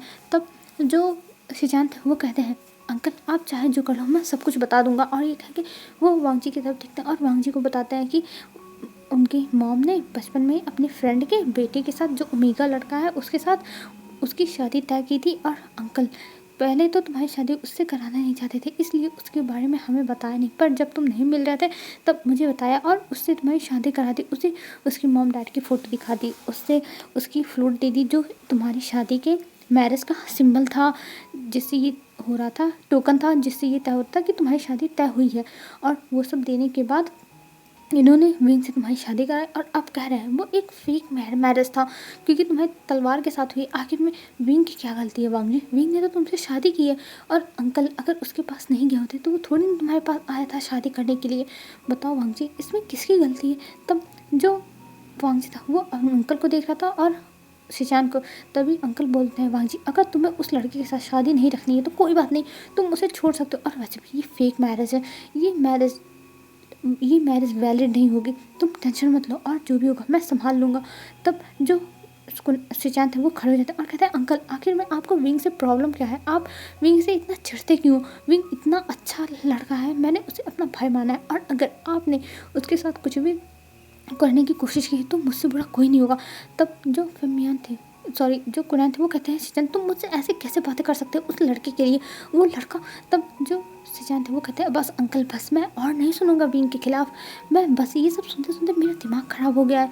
आप करना क्या चाहते हो? आप विंग से इतनी नफरत क्यों करते हो? आखिर में विंग ने आपका क्या बिगाड़ा है, ज़रा मुझे बताओगे? तब जो कुरान थे वो कहते हैं विंग ने मेरा कुछ बिगाड़ा नहीं, बस वो रूल्स फॉलो नहीं करता जो मुझे नहीं पसंद है। तब शिचान कहते हैं हाँ बस रूल्स तो फॉलो नहीं करता है और अगर उसे रूल्स समझाए जाएंगे कहे जाएंगे तो वो फॉलो करेगा। हाँ वो अपने मन को मार के करेगा लेकिन करेगा ज़रूर। और मैं नहीं चाहता कि वो यहाँ पे एक कैदी की तरह जिए, वो बस वांग जी का फ्रेंड बन के यहाँ पे एकदम अच्छे से रहे, अपने हिसाब से रहे और जो भी आप करना चाहते हो वो ना करो अंकल, ये बहुत बुरा है। और वांग जी अगर तुमने विंग को तकलीफ़ देने की कोशिश की तो मुझसे बुरा कोई नहीं होगा क्योंकि मैं विंग को अपना भाई मानता हूँ और अगर तुम भी उसे तकलीफ़ दोगे तो मुझसे ये सब सहा नहीं जाएगा। तब वांग जी कहता है पर ब्रदर ये विंग है कौन? मैं तो विंग को जानता भी नहीं हूँ, आप ऐसे कैसे कह सकते हो? और मैं ये शादी में क्यों रहूँ? मैं जब उसे जानता नहीं हूँ। तब जो शिशान थे वो अंकल को देखते, अंकल के चेहरे पे स्माइल आ गई थी, एक छोटी सी स्माइल थी जो कोई जान नहीं सकता है, पर हाँ कुरान की स्माइल शिशान समझ सकते हैं। तब जो शिशान थे वो कहते हैं मुझे नहीं पता वांगी, बस तुम्हारी शादी हो चुकी है विंग के साथ तो हो चुकी है और अगर तुमने इस शादी के खिलाफ जाने की कोशिश की तो मुझसे बुरा कोई नहीं होगा।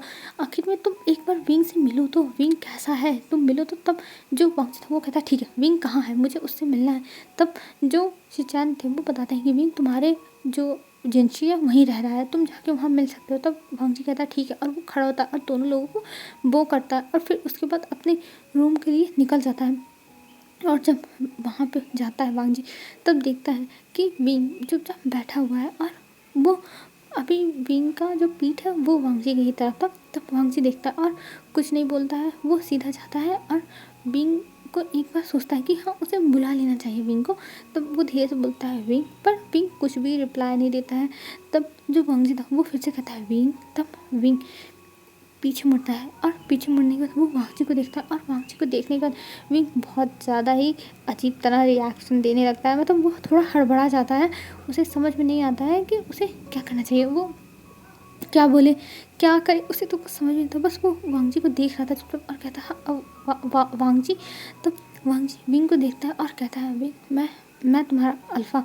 तब जो विंग था वो खड़ा था और कहता है हाँ मुझे मुझे पता है। और ये कह के वो तुरंत वो करता है वांग जी को, और वो करने के बाद कहता है कि हाँ अल्फ़ा अल्फ़ा, और ये कह के उसकी आंखों में आंसू थे, और वो वांग जी को देखता, और वांग जी को ये सब समझ में नहीं आता ये सब क्या है, पर वो कुछ नहीं बोलता। वो विंग को देखता है और विंग को ऊपर से नीचे तक स्कैन करता है। फिर उसके बाद वो एक बगल में रूम था जहाँ पे विंग कभी गया नहीं था, विंग का ध्यान ही नहीं गया था उस तरफ, और वांग जी उस रूम को खोल के उस रूम में चला जाता, और विंग बस एक बुद्धू लड़के की तरह खड़ा होकर देखता रह जाता है ये क्या हो गया। मतलब वो आया, फिर उसके बाद तुरंत चला भी गया, और विंग से कुछ बोला भी नहीं ये क्या था। विंग बस यही सोचने लगता है, पर विंग को आंसर देने वाला कोई भी नहीं है, विंग कुछ नहीं जानता, और विंग अब बस खड़ा होकर इंतज़ार कर रहा था कि आखिर में ये कब आएगा कब आएगा, पर वांग जी आ ही नहीं रहा था। और ये देखने के बाद विंग शाय करता है और कहता है कि हाँ मेरी किस्मत में यही सब लिखा है, बस ये सब ही लिखा है। और ये कहते हुए विंग वहाँ से उठता है, और फिर उसके बाद वो चला जाता है दूसरी तरफ, क्योंकि अभी उसे अपना दिमाग डिस्टर्ब नहीं करना है। और अभी हमें वांग जी को दिखाते हैं। वांग जी अब फ्रेश व्रेश होकर तैयार होकर बाहर आता है, अपने वाइट रोज पहन के, अपना फोरहेड रिबन पहन के, और आने के बाद वो देखता है कि विंग यहाँ पे है ही नहीं, और वहाँ से बहुत अच्छी जो लोटस की स्मेल है वो आ रही है। तब वांग जी समझ जाता है कि हाँ ये विंग की स्मेल होगी, क्योंकि ये एक ओमेगा स्मेल है तो ये विंग की ही होगी। और ये सोचने के बाद वांग जी के चेहरे पे पता नहीं कैसे स्माइल आ जाती है, और वांग जी स्माइल करने लगता है इस स्मेल के बाद। पर फिर वो अपने आप को रोकता और कहता है ये तुम एक अनजान इंसान के लिए कैसे फील कर सकते हो। फिर उसके बाद वांग जी अपने आप को तैयार करने के बाद वो बाहर जाता, और बाहर जाने के बाद वो देखता है अपनी बगल वाले गार्डन में, जहाँ पे जो विंग है वो फ्लावर्स के बीच में बैठा हुआ है, और फ्लावर्स को देख रहा है और स्माइल कर रहा है।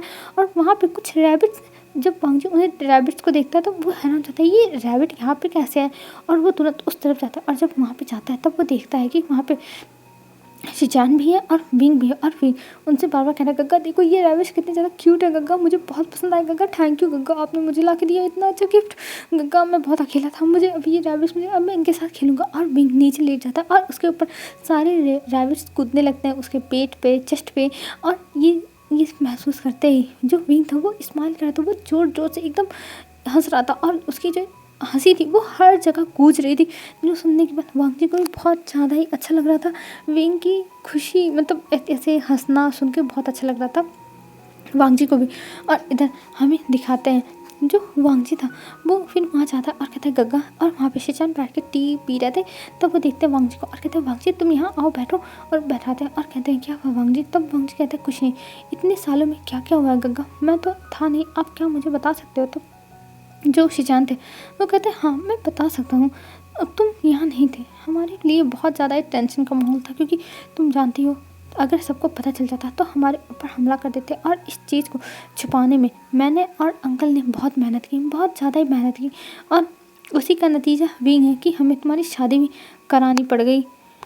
तब वांग जी कहता है पर गग्गा मेरी शादी क्यों, मुझे समझ में नहीं आ रहा। तब जो शिजान थे वो कहते हैं वांग जी तुम्हें कुछ नहीं समझ में आने वाला है, तुम्हारी शादी विंग के साथ हो चुकी है, और ये शादी फिक्स थी तुम दोनों की होने की।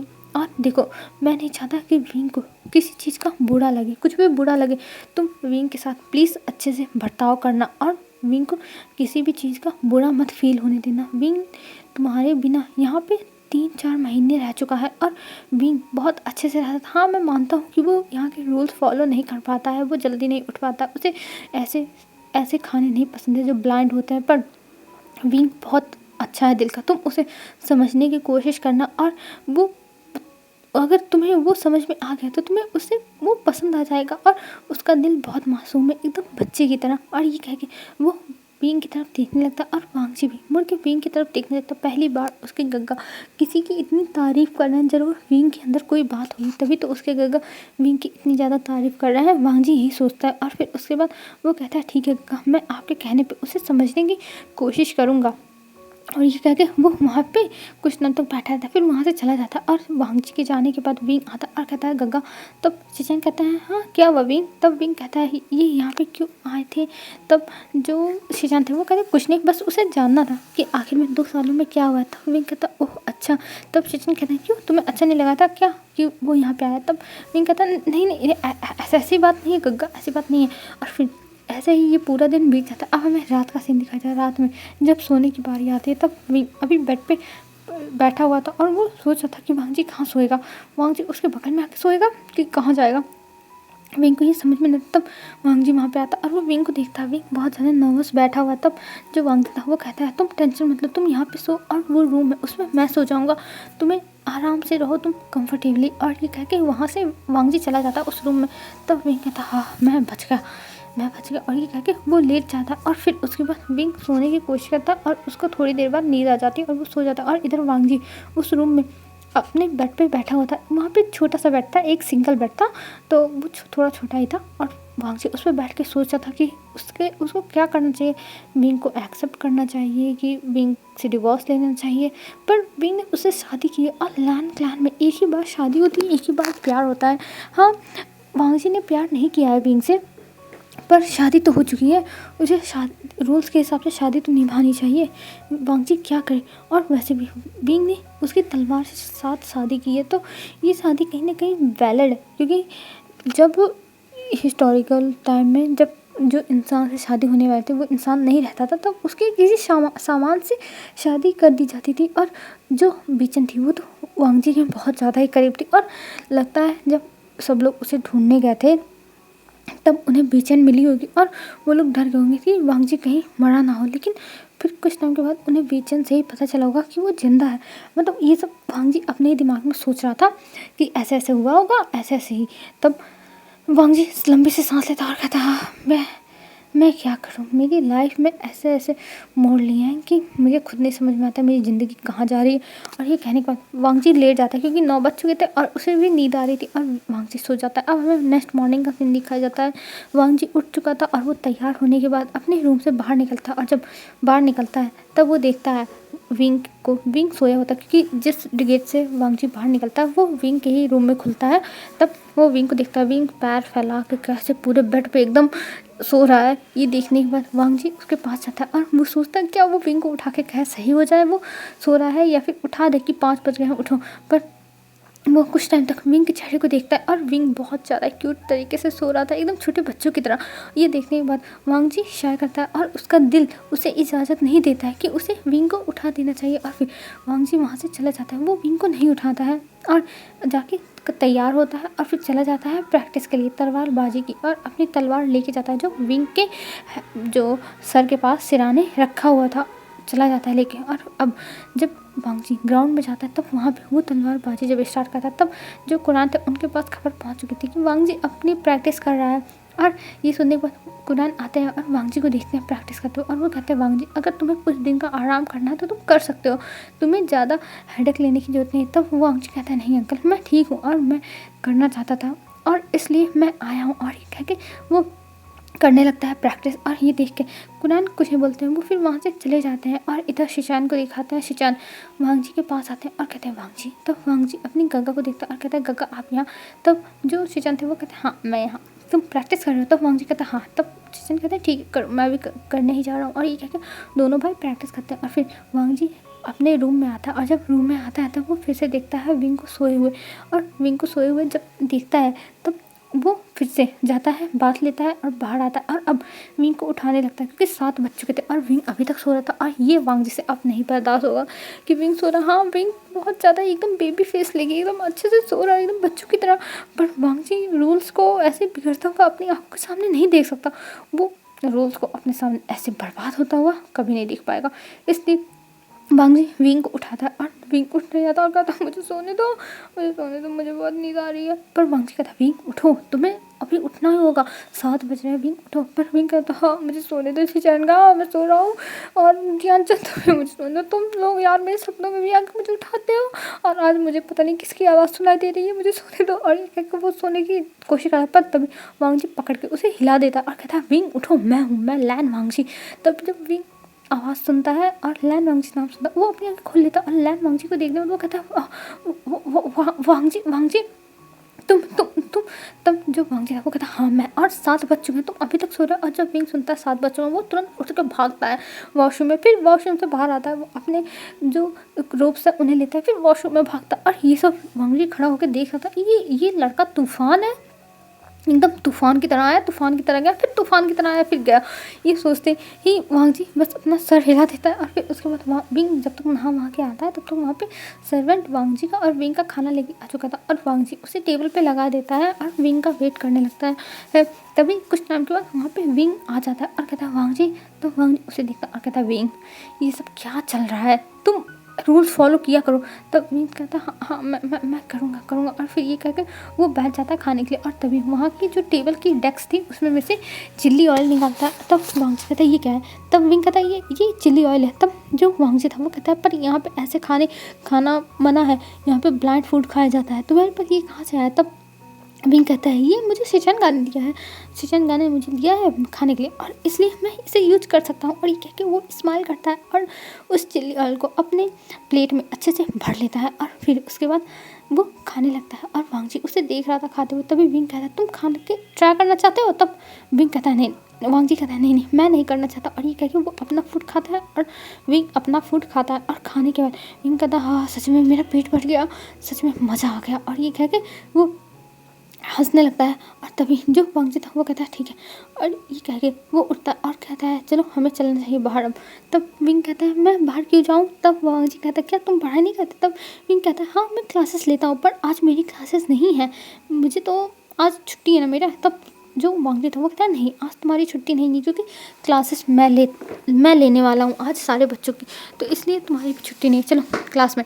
तब विंग कहता आज भी क्लास करनी पड़ेगी होगा। और ये कह के वो उठता है और अपना जो भी बुक्स था उन्हें लेता है और फिर बाहर चला जाता है वांग जी के साथ। और वांग जी का जब वो जाता है क्लास में तब वहाँ पे सब लोग हम उनको देख के बातें करने लगे थे।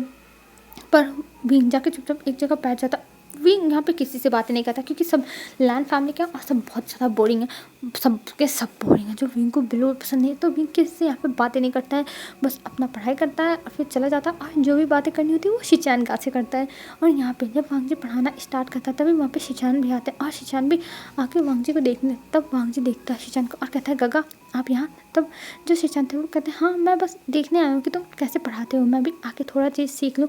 तब जो वांग जी था वो कहता है ठीक है आप आ सकते हो। और शिचान आते हैं तो जो विंग के बगल में बैठा हुआ था उसको कहते हैं तुम पीछे जाओ मैं विंग के साथ बैठूंगा।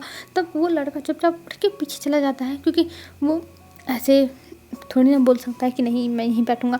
तो वो लड़का पीछे चला जाता और वो आके वांग जी विंग के बगल में बैठ जाते और वांग जी पढ़ाना स्टार्ट करता। और इधर विंग जब पढ़ रहा था तो उसे बहुत ज़्यादा बोरिंग फील हो रही। विंग को सच में पढ़ाई लिखाई बिल्कुल पसंद नहीं, उसे तो बहुत मुश्किल से कहीं 1000 किताबों में से एक किताब पसंद आती है।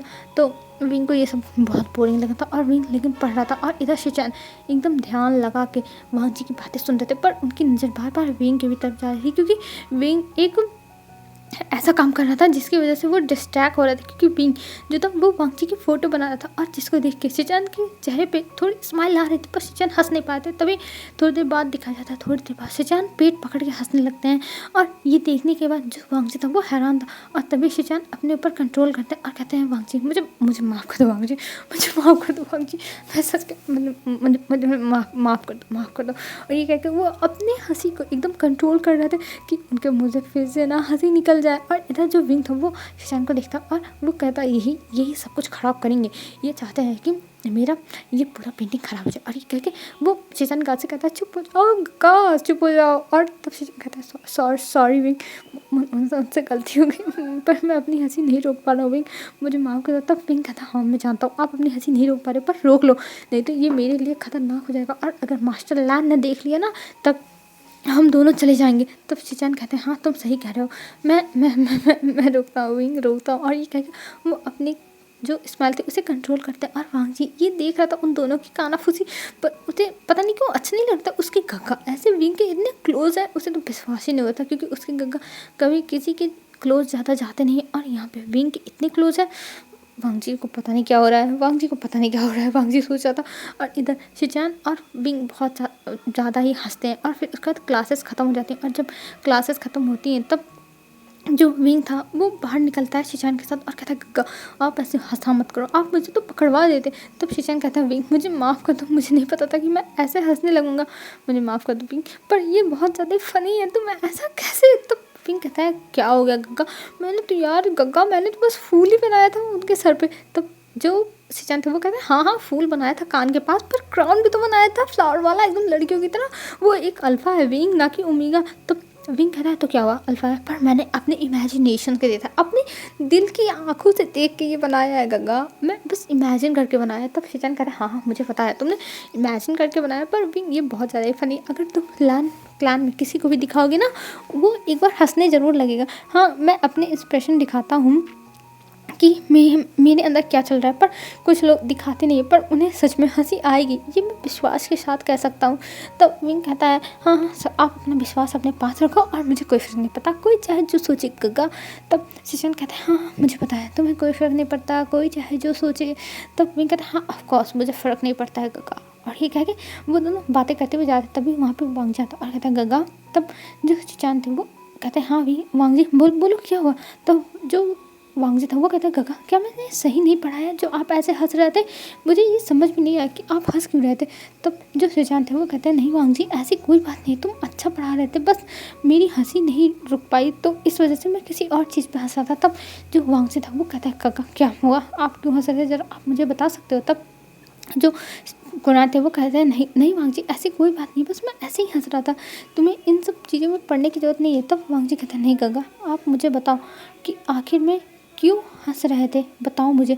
तब जो वांग जी जो विंग था वो देखता है कि अब वांग जी ऐसे छोड़ेगा नहीं कि मतलब क्यों हंस रहे थे, ये सवाल छोड़ने वाला नहीं है। तब जो विंग था वो कहता है हाँ मैं बताता हूँ क्यों हंस रहे थे। तभी वो अपने नोटबुक में से वो फ़ोटो निकालता और कहता है इस वजह से हंस रहे थे, ये फ़ोटो देख के हंस रहे थे, ये मैंने बनाया है देखो अच्छी है ना। और वो वांग जी को दिखाता है और वांग जी जब वो फ़ोटो देखता है तब वो देख कर हैरान होता है क्या वो उसकी फ़ोटो, वो भी एक ऐसी ऐसे क्राउन फूल वाली और फिर कानों के पीछे फ्लावर, ये देख के वांग जी की आंखें बड़ी बड़ी हो गई थी। और वांग जी का रिएक्शन देख के फिर से शिचान हंसने लगता है और शिचान को हंसता हुआ देख के जो विंग था वो भी हंसने लगता है, उसे भी सच में बहुत हंसी आ रही है। और वांग जी जब ये देखता है तब कहता है ये क्या चल रहा है, आप दोनों ये। तब जो विंग था वो कहता है वांग जी मुझे माफ़ कर दो, पर मेरे दिमाग में तुम ऐसे आए तो मैंने बना दिया, सॉरी वांग जी सॉरी यार, ये कह के वो वहाँ से भाग जाता है। और इधर से जानते वो कहते हैं वांग जी जाने दो, वो अभी मासूम है, वो अभी तुम्हारी तरह नहीं है समझे, अभी वो बच्चे की तरह है, तो तुम उसके ऊपर गुस्सा मत करना, पर हाँ उसने बनाया है बहुत अच्छा है, मुझे पसंद आया। और ये कह के शिचान भी वहाँ से चले जाते हैं। और वांग जी जब उस फोटो को देखता है और एक तरफ वांग शिचान को हंसते हुए जाते हुए देखता है और एक तरफ विंग को भागते हुए देखता है, तब वो फिर से कहता है विंग भागना मना है, ये रूल्स के खिलाफ है, तुम्हें पनिशमेंट मिलेंगी। तब जो विंग था वो रुक जाता है और वो वांग जी को देखते हुए धीरे धीरे जाने लगता है, पर फिर से भागने लगता है। और वांग जी कहता है इसका कुछ नहीं हो सकता, कुछ भी नहीं हो सकता। और ये कहते हुए फिर से वांग जी उस फोटो को लेता है और अपने पास अब रख लेता है।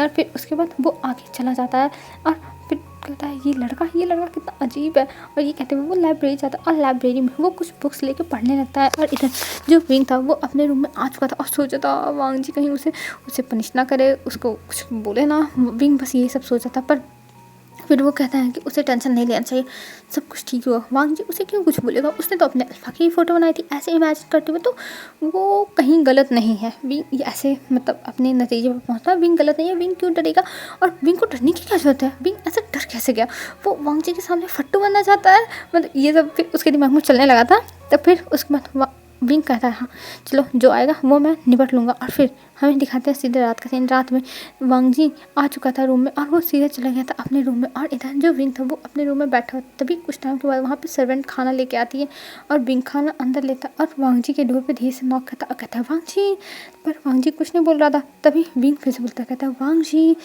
तब वांग जी अपने गेट को खोलता और देखता है विंग को, कहता है तब जो विंग था वो कहता है खाना आ चुका है चलो खाने के लिए। और ये कह के वो आके बैठ जाता है और टेबल पर जो खाने थे उन्हें रखने लगता है और वांग जी भी आके चुपचाप बैठ जाता है और वो बस विंग को खाना लगाते हुए देख रहा था। और खाना लगाते हुए देख के वो चुपचाप बैठा था। तभी कुछ टाइम बाद खाना लग जाता और फिर वांग जी और विंग दोनों खाने लगते हैं। और विंग ऐसे खाना खाते हुए देख के पता नहीं क्यों वांग जी को बहुत अच्छा लग रहा था। वांग जी जैसे मतलब जो विंग था वो ऐसे क्यूट तरीके से खाना खा रहा था और फिर उसका मुंह बना रहा था, जो उसे नहीं अच्छा, जो ब्लाइंड था उसको टेस्ट करते हुए मुंह बना लेता था, फिर उसमें चिल्ली ऑयल डाल रहा था, फिर उसके बाद खा रहा था, फिर उसके चेहरे पर थोड़ी और हंसी आ रही थी, फिर थोड़ी सी चिल्ली ऑयल डाल रहा था, फिर उसका चेहरा एकदम खिल जा रहा था गुलाब की तरह। ये सब देख के वांग जी को बहुत अच्छा लगता, पता नहीं क्यों उसके दिल में ये क्या हो रहा है आजकल, उसे तो समझ में नहीं आ रहा है। और फिर उसके बाद वो लोग अपना अपना खाना खाते हैं और फिर अपने अपने रूम में चले जाते हैं। और ऐसे ही 2 दिन हो चुके थे, 2 से 3 दिन हो चुके थे और आज जो बेनिंग था वो जाने के लिए कहता है और वांगजी कहता है ठीक है तुम जा सकते हो, तुम्हारी चीज़ें भी परेशान हो रही होगी। और फिर वहाँ से बेनिंग चला जाता है और इधर जो वांगजी और विंग थे वो दोनों अभी बस एक दूसरे को देख के इग्नोर करते थे। पर हाँ, वांगजी के ऊपर कभी कभी विंग ऐसा प्रैंक कर देता है, मतलब शिचान के साथ बैठ के हंसी मजाक कर देता था जिस पे शिचान हंसने लगता है और ये सब देख के वांगजी को बिल्कुल भी अच्छा नहीं लगता था। और ऐसे ही धीरे धीरे एक हफ्ते से 2 हफ्ते बीत जाते हैं और अभी जो वांगजी और विन थे वो ज़्यादा बातें नहीं करते थे, बस इनडायरेक्टली उनकी थोड़ी बहुत बातें हो जाती थी, वो भी शिचान के जरिए, नहीं तो उनकी बातें नहीं ही होती थी। और ऐसे ही अब दिन बीतने लगे थे और एक दिन जो विन था उसके पास एक लेटर आता है जो उसके मॉम डैड ने भेजा था जियांग क्लान से, उसे बुला रहे थे मिलने के लिए क्योंकि उन्हें भी पता चला था कि वांगजी आ चुका है। और ये लेटर जब विंग देखता है तब वो सोचता है उसे वांगजी को बताना चाहिए कि नहीं बताना चाहिए, तब वो सोचता है उसे वांगजी को बताना ही होगा। और वांगजी को जब विंग बताता है तब वांगजी जियांग क्लान जाने के लिए मान जाता और कहता है विंग ठीक है मैं तुम्हारे साथ चलूँगा। तब विंग कहता है क्या सच में? तब वांगजी कहता है हाँ सच में मैं चलूँगा। और ये बात जब कुनैन को वांगजी ने बताया तब कुनैन गुस्सा होने लगा और कहने लगा तुम ऐसे कैसे कर सकते हो, वो एक फेक मैरिज है, तुम मेरा विश्वास क्यों नहीं करते हो, सब कुछ फेक है, तुम बस इस शादी के लिए मना कर दो और विंग को अकेले वहाँ पे जाने के लिए कह दो और भेज दो, फिर कब उसे कभी मत लेके आना, बस तुम्हारी शादी खत्म हो जाएगी। तब वांगजी कहता है पर अंकल आप ऐसा कैसे कर सकते हो, उसने हर रिचुअल्स के हिसाब से मेरी तलवार से शादी की है और आप ही ने तो शादी करवाई है, तो आप ऐसा क्यों कर रहे हो उसके साथ, उसकी लाइफ बर्बाद हो जाएगी। तब कुनैन कहता है मुझे कोई फ़र्क नहीं पड़ता, उसकी लाइफ चाहे जो हो जाए, बट यहाँ पे जो वो इतने सारे रूल्स तोड़ रहा है, इतना सब कुछ कर रहा है, उसका क्या वांगजी, उसका क्या, मुझे ये सब बिल्कुल पसंद नहीं है। और तुम उसे वहाँ पे छोड़ के चले आना, तुम अगर जाना चाहते हो तो ठीक है जाओ, बट तुम वहाँ पे उसे छोड़ के चले आओगे। और ये कह के कुनैन उसे जाने का कहता है और जब वांगजी ये सुनता है तब वो धर्म संकट में पड़ जाता है। अब वो क्या करे, अब वो विंग का साथ दे कि अंकल का साथ थे, उसे तो समझ में नहीं आ रहा है। और वो सोचता अब वो उसे इस चीज़ के बारे में किससे पूछना चाहिए, किससे पूछे। तभी वांगजी के दिमाग में आता है लान शिचान, वो लान शिचान से इस बारे में पूछेगा। और ये सोच के वो लान शिचान की तरफ चला जाता है कि अब उसे क्या करना चाहिए, उसे जियांग क्लैन में जाके विंग को छोड़ के आना चाहिए कि विंग के साथ खड़ा होना चाहिए अंकल के खिलाफ। अब वांगजी को इसका रास्ता लान शिचान ही दिखा सकते हैं। फिर वांगजी धीरे धीरे चलते हुए पहुंच जाता है हानशी की तरफ और हानशी पर जाके वो डोर पे नॉक करता है और शिचान अभी बैठ के कुछ काम ही कर रहे थे, स्क्रॉल्स देख रहे थे। और वो जब नॉक सुनते हैं तब वो आते हैं बाहर और गेट खोलते हैं और कहते हैं वांगजी तुम यहाँ इतनी रात को क्या कर रहे हो। तब वांगजी देखता है और कहता है गग्गा मुझे आपसे कुछ बात करनी थी। तब शिचान कहते हैं हाँ वांगजी बोलो क्या हुआ।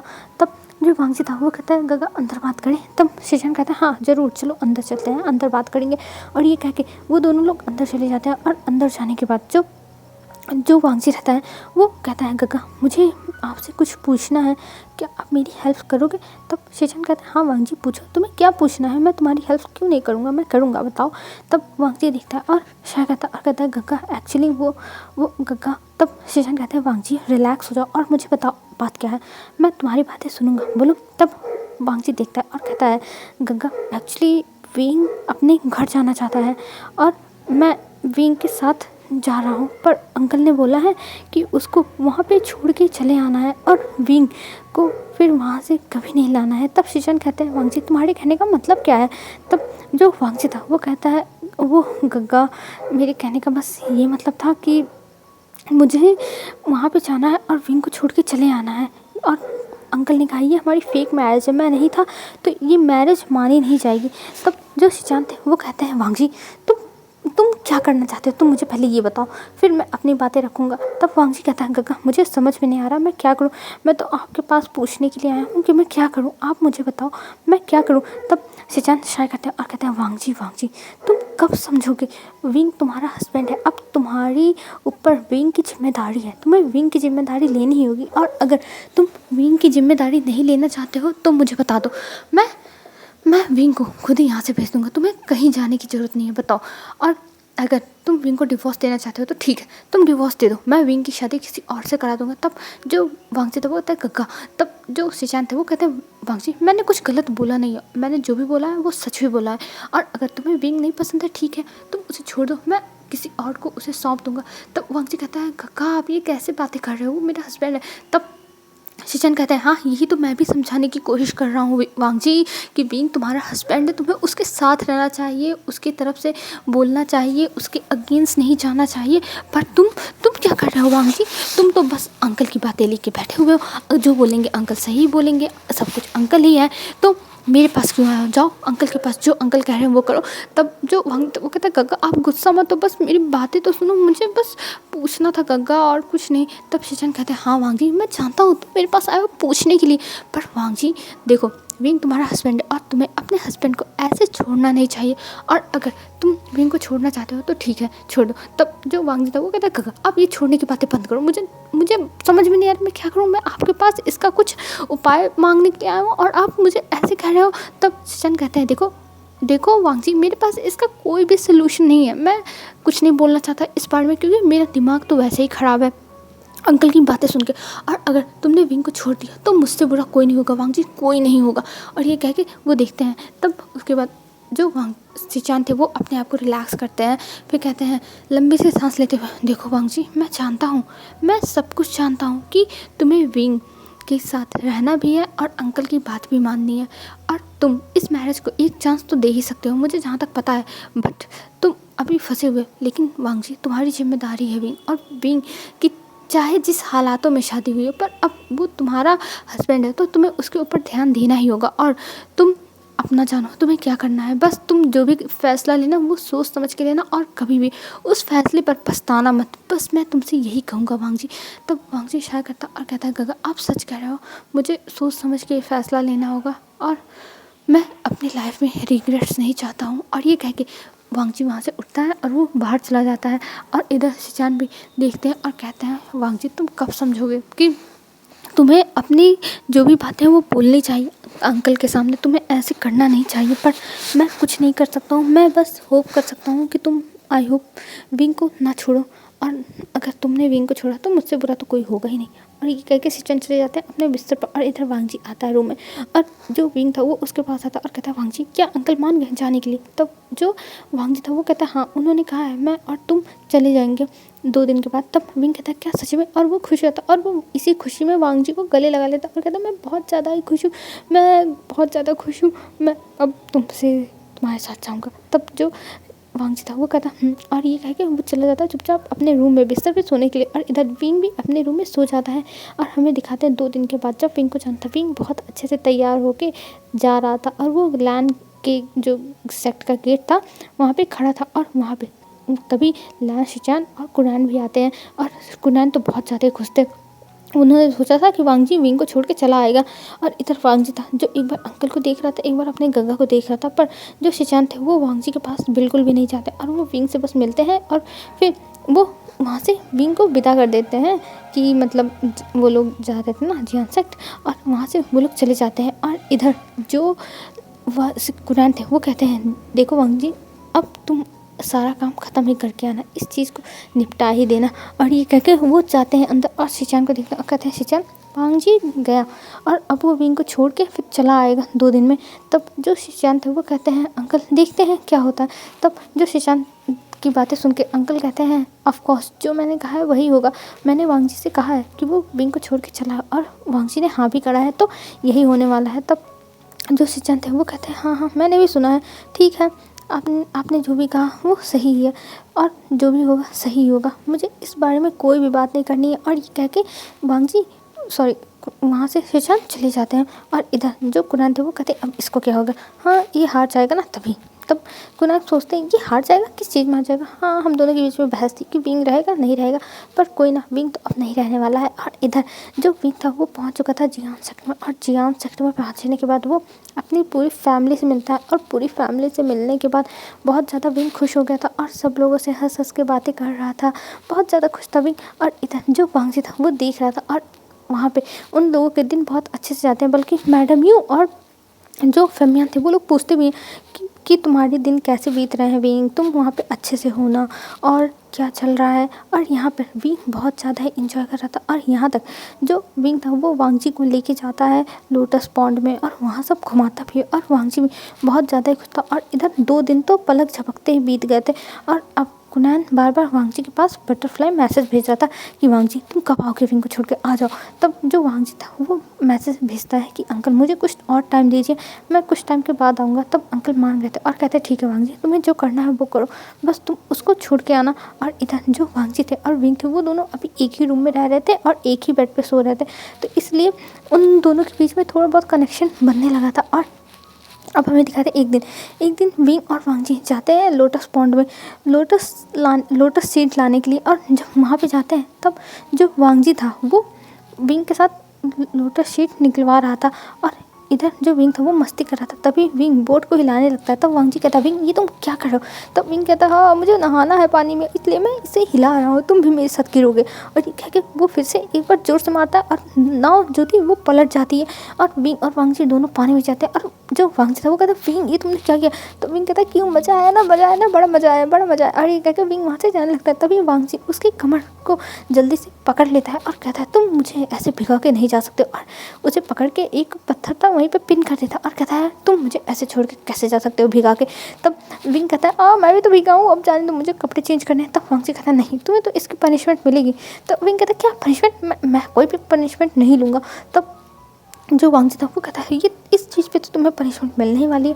और वांगजी के दिल में पता नहीं क्या होता है, वो विंग के लिप्स को भी बस देखे जाता और लिप्स के नीचे का वो मोल बस देखे जाता और विंग को जल्दी से वांगजी किस करने लगता है। और इधर विंग शॉक कि ये क्या हो गया उसके साथ, उसका जो हस्बैंड है वो पहली बार उसे किस कर रहा है, वो भी ऐसे। और इधर जो वांगजी था वो विंग को बहुत ज़्यादा ही किस करने लगा था। और इधर जो विंग था वो अभी उसको समझ में नहीं आया था। और फिर कुछ टाइम के बाद जब विंग को किस करने के बाद वांगजी हटता है तब विंग कहता है ये क्या था, ये क्या किया तुमने? तब विंग की बातें सुन के वांगजी हंसने लगता है और कहता है ये तुम्हारी पनिशमेंट थी। और ये कह के वो स्मोक करता और फिर वहाँ से आगे जाने लगता। और इधर जो विंग था वो कहता ओह मैं तुम्हें नहीं छोड़ूंगा लैन वांगजी। फिर तभी जो वांगजी था वो आगे जाने लगता है और जाते हुए हंस रहा था, वो उसके चेहरे पे स्मार्ट था।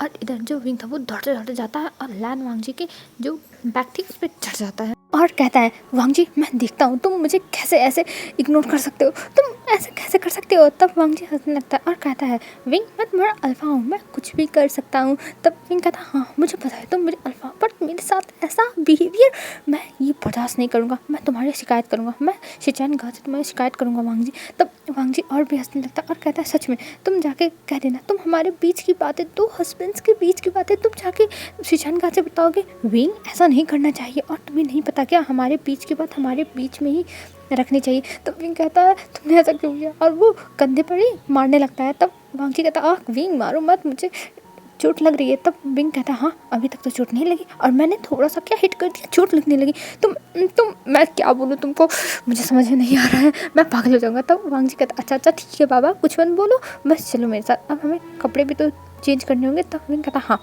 और ये कह के फिर पानी से बाहर आता है वांगजी और अपने ही बैग पे उस विंग को रखे हुए लेके ऐसे ही जा रहा था। तब विंग कहता अरे मुझे उतार दो, अगर किसी ने देखा तो सब लोग क्या सोचेंगे। तब वांगजी कहता कोई बात नहीं, तुम मेरे ऊपर ऐसे रह सकते हो, तुम मेरे हस्बैंड हो, तुम कुछ भी कर सकते हो। तब विंग कहता हाँ इसी का तो मैं नाजायज़ फ़ायदा उठाने की सोच रहा हूँ। तब वांगजी कहता नाजायज़ फ़ायदा? तब विंग कहता हाँ ऑफकोर्स नाजायज़ फ़ायदा, देखो मैं उठा रहा हूँ, तुम्हारे बैग पर चढ़ गया हूँ। तब वांगजी बोलता है विंग तुम कुछ भी कर सकते हो, कुछ भी, तुम मेरा ऐसे ही फ़ायदा उठा सकते हो और बहुत जगह से भी फ़ायदा उठा सकते हो। तब जो विंग था वो कहता है वांगजी तुम डबल मीनिंग बातें करना कब से सीख गए। तब वांगजी कहता है क्या ये डबल मीनिंग बात है, मैंने तो पर ऐसा कुछ बोला ही नहीं विंग। और वो दोनों ऐसे ही हंसी मजाक करते हुए आ रहे थे। तभी वहाँ पर मैडम यू खड़ी थी और मैडम यू विंग को ऐसे देखती है, तभी कहती है विंग ये तुम क्या कर रहे हो। तब विंग अपनी मदर को देखता है और तुरंत उतर जाता, कहता वो मदर।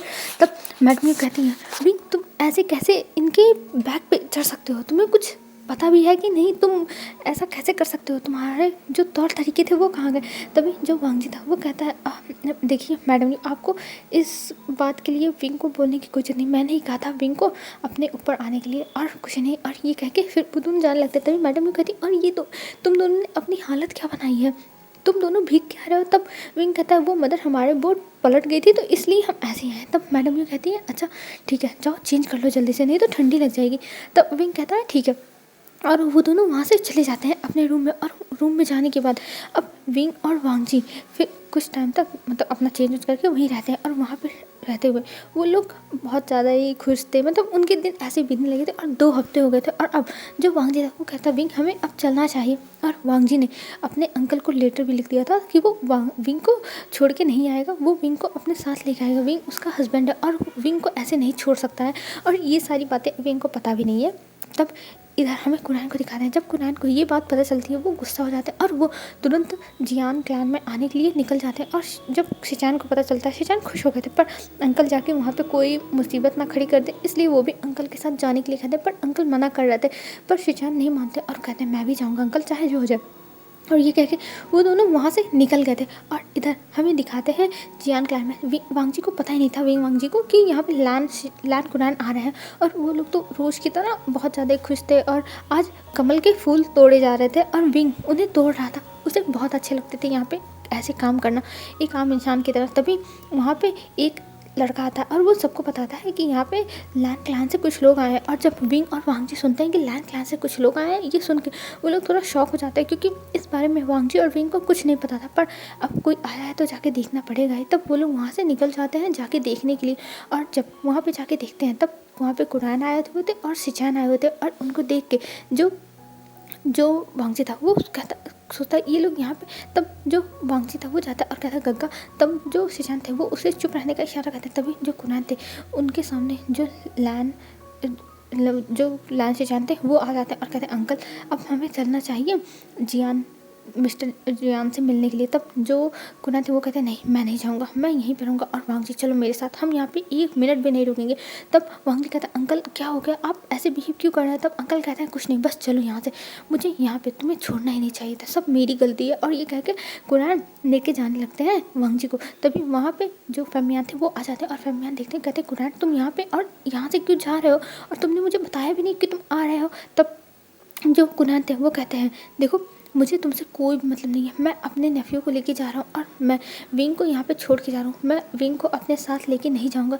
तब जो फैमियान थे वो कहते हैं ये तुम क्या कह रहे हो कुरैन, विंग तो तुम्हारे घर का ही है ना, उसकी शादी हुई है वांग जी से। तब जो कुरैन थे वो कहते हैं मैं इस शादी को नहीं मानता हूँ, मेरी मजबूरी थी उस समय विंग की शादी कराना वांग जी के साथ, पर अब मैं ये सब नहीं चाहता हूँ और मैं चाहता हूँ वांग जी विंग को छोड़ दें, इन दोनों का डिवोर्स। और वैसे भी ये शादी एक फेक शादी है समझ लो, क्योंकि उस समय वांग जी था ही नहीं और वांग जी की मर्जी हमें पता भी नहीं थी, तो इसलिए ये शादी मानी नहीं जाएगी। और वांग जी भी मेरे हर डिसीजन में मेरा साथ देगा। और ये सब सुनने पर विंग की आंखों में आंसू आ जाते हैं और विंग कहता है लंचा तुम पर लैन वांग जी कुछ बोल ही नहीं पाता, वो अपना सर नीचे करके खड़े। तब कुरैन कहते हैं वांग जी मैंने तुमसे बोला था ना विंग को यहाँ छोड़ के आने के लिए, पर तुम आ ही नहीं रहते, तो मुझे आना पड़ा तुम्हें लेने के लिए, बताओ सबको। तब जो वांग जी था वो अपना सर नीचे कर लेता है और वो कुछ नहीं बोलता। और इधर जो विंग था वो कहता है लंचा क्या ये सच है, लंचा क्या ये सच है। और विंग बार बार लैन वांग जी से पूछ जाता, पर लैन वांग जी कुछ नहीं बोल रहा था, लैन वांग जी बस सर नीचे करके खड़ा हुआ था। और ये सब देख के विंग की आंखों में आंसू आ गया था। तब विंग जाता है शिचान का के पास और शिचान का से पूछता है कि गग्गा ये सब क्या चल रहा है, गग्गा मुझे बताइए आखिर में ये सब हो क्या रहा है। तब जो शिचान थे वो कहते हैं तुम शांत हो जाओ, तुम अभी इन सब चीज़ों के बीच में मत पड़ो और इन लोगों को ही आपस में निपटने दो, तुम्हें बोलने की कोई जरूरत नहीं। और ये कह के शिचान देखते हैं पर अंकल कोई भी बात सुनने को तैयार नहीं था और अंकल वांग जी को वहाँ से लेके जाने लगते हैं। और ये सब देख के भी वांग जी को रोकने की कोशिश करता है, पर जो वांग जी था वो रुक नहीं पाता, वो भी अंकल को बोल रहा था कि अंकल प्लीज़ मुझे रहने दीजिए, मैं विंग के साथ रहना चाहता हूँ। पर अंकल नहीं सुनते और अंकल वांग जी की बॉडी को फ्रीज कर देते हैं और अपने साथ लेके चले जाते हैं। और इधर जो विंग था वो रोता रह गया था, वो कह रहा था कि वांग जी को छोड़ दो, वांग जी को मेरे पास रहने दो, पर अंकल कुछ भी नहीं सुनते और अंकल लेके चले गए थे। अब हमें दिखाया जाता है लैन क्लैन का सीन। लैन क्लैन में जो वांग जी था वो बार बार विंग के पास जाने की जिद कर रहा था, इस पर ही अंकल बहुत ज़्यादा गुस्सा हो गए थे और वांग जी को अंदर बंद कर दिए थे जिंजी में और उसे कहीं आने जाने से एकदम मना कर दिया था कि वांग जी कहीं नहीं आ जा सकता, बल्कि वांग जी जाने की कोशिश किया भी था तो अंकल ने उसके ऊपर कुछ स्पेल्स पढ़ दी थी जिसकी वजह से वो अपने रूम से बाहर नहीं निकल सकता था। और इस चीज़ से वांग जी बहुत ज़्यादा परेशान था और एक दिन शिचान का भी है वांग जी से बात करने के लिए। और वांग जी कहता गगा मेरे साथ ऐसा क्यों हो रहा है, मैंने तो विंग को एक्सेप्ट कर लिया ना, तो अंकल को क्यों दिक्कत है। तब जो शिजान थे वो कहते हैं पता नहीं वाह जी क्या दिक्कत है, बस मुझे लगता है अंकल को ये नहीं पसंद कि विंग इतने रूल्स तोड़ता है और विंग ने कोई भी रूल्स फॉलो नहीं किए, इस वजह से अंकल इतने ज़्यादा गुस्सा होंगे। तब वांग जी कहता पर उसमें विंग की क्या गलती है, विंग की क्या गलती है ब्रदर, और ये कह के वांग जी बहुत ज़्यादा ही वहाँ से छूटने की कोशिश कर, पर वांग जी जा नहीं पा रहा था। और ऐसे ही एक दिन, अब 1 हफ्ते बीत चुके थे और इधर विंग रो रो के अपना पूरा हालत ख़राब करके रखा था और उसकी मॉम डैड सब लोग उसे मनाने की कोशिश करते, विंग जाने दो, विंग जो हो गया वो हो गया, विंग तुम अपने आप को संभालो, अभी तुम्हारी पूरी लाइफ आगे पड़ी हुई है। पर विंग कुछ भी सुनने के लिए तैयार नहीं था, उसे कुछ नहीं अच्छा लगा, उसे बस वांग जी चाहिए, वांग जी यही विंग सोच रहा था। और इधर जो वांग जी था वो अपने जो रूम में था, तभी उसे पता चलता है कि उसकी जो पावर्स है वो बहुत ज़्यादा ही बढ़ चुकी है, क्योंकि वांग जी इतने दिन से कल्टीवेशन कर रहा था ना, अपना ध्यान लगा रहा था और अपने पावर्स को बढ़ाने की कोशिश कर रहा था, जैसे अंकल के जो मंत्र है उसे तोड़ सके। और वांग जी इस टाइम बैठता और ध्यान लगाता, और ध्यान लगाने की थोड़ी देर बाद उसकी पावर हाई हो ही गई थी। तो इस पर वांग जी अपने पावर का यूज करके जो मंत्र थी उसको तोड़ देता है, और मंत्र को तोड़ने के बाद उसके ऊपर से वो पावर हट जाती है और वांग जी वहाँ से अब भागने की कोशिश करता है पर अंकल पकड़ लेते हैं। अंकल वांग जी डाल था तो अंकल पात थे, वो पकड़ लेते हैं वांग जी को, और वांग जी को फिर पनिश हॉल जहाँ पे पनिशमेंट दी जाती है वहाँ पे ले जाके उसे लैप्स मारने की पनिशमेंट दी जाती है। और वांग जी को 100 लैप्स पढ़ने थे, और वांग जी कहता है अंकल आप चाहे जो कर लो, मैं विंग के लिए कुछ भी सह जाऊँगा, कुछ भी, और आप विंग को मुझसे दूर नहीं कर सकते। और ये कह के वांग जी बैठ गया था और वांग जी को मार पड़ती है, जिसके बाद वांग जी की हालत ख़राब हो गई थी। पर वांग जी कहता है नहीं, मुझे विंग के लिए ये सब सहना होगा, सब कुछ मैं सहूँगा, बस विंग तुम्हारे लिए, बस तुम्हारे लिए, मैं तुमसे बहुत प्यार करता हूँ विंग, बहुत प्यार करता हूँ। और ये कह के वांग जी पूरे जो पनिशमेंट थी उसको लेता है, और पनिशमेंट लेने के बाद वांग जी गिर गया था नीचे, उसकी हालत ख़राब हो गई थी और उसे तुरंत हीलर के पास लेके जाया जाता। और इधर जो लैंस शिजान थे वो परेशान हो जाते हैं कि आखिर में ये सब अंकल आप क्यों कर रहे हो, वांग जी और विंग को अलग करना क्यों चाहते हो, आप ऐसे पीछे क्यों पड़े हो, आप इतने क्रूल क्यों हो गए हो अंकल। पर जो कुरैन थे वो कुछ नहीं बोल रहे थे। और अब दिखाते हैं 3 हफ्ते हो चुके थे, और 3 हफ्ते में से 2 हफ्ते वांग जी बेहोश रहा था, और आज वांग जी को होश आया था।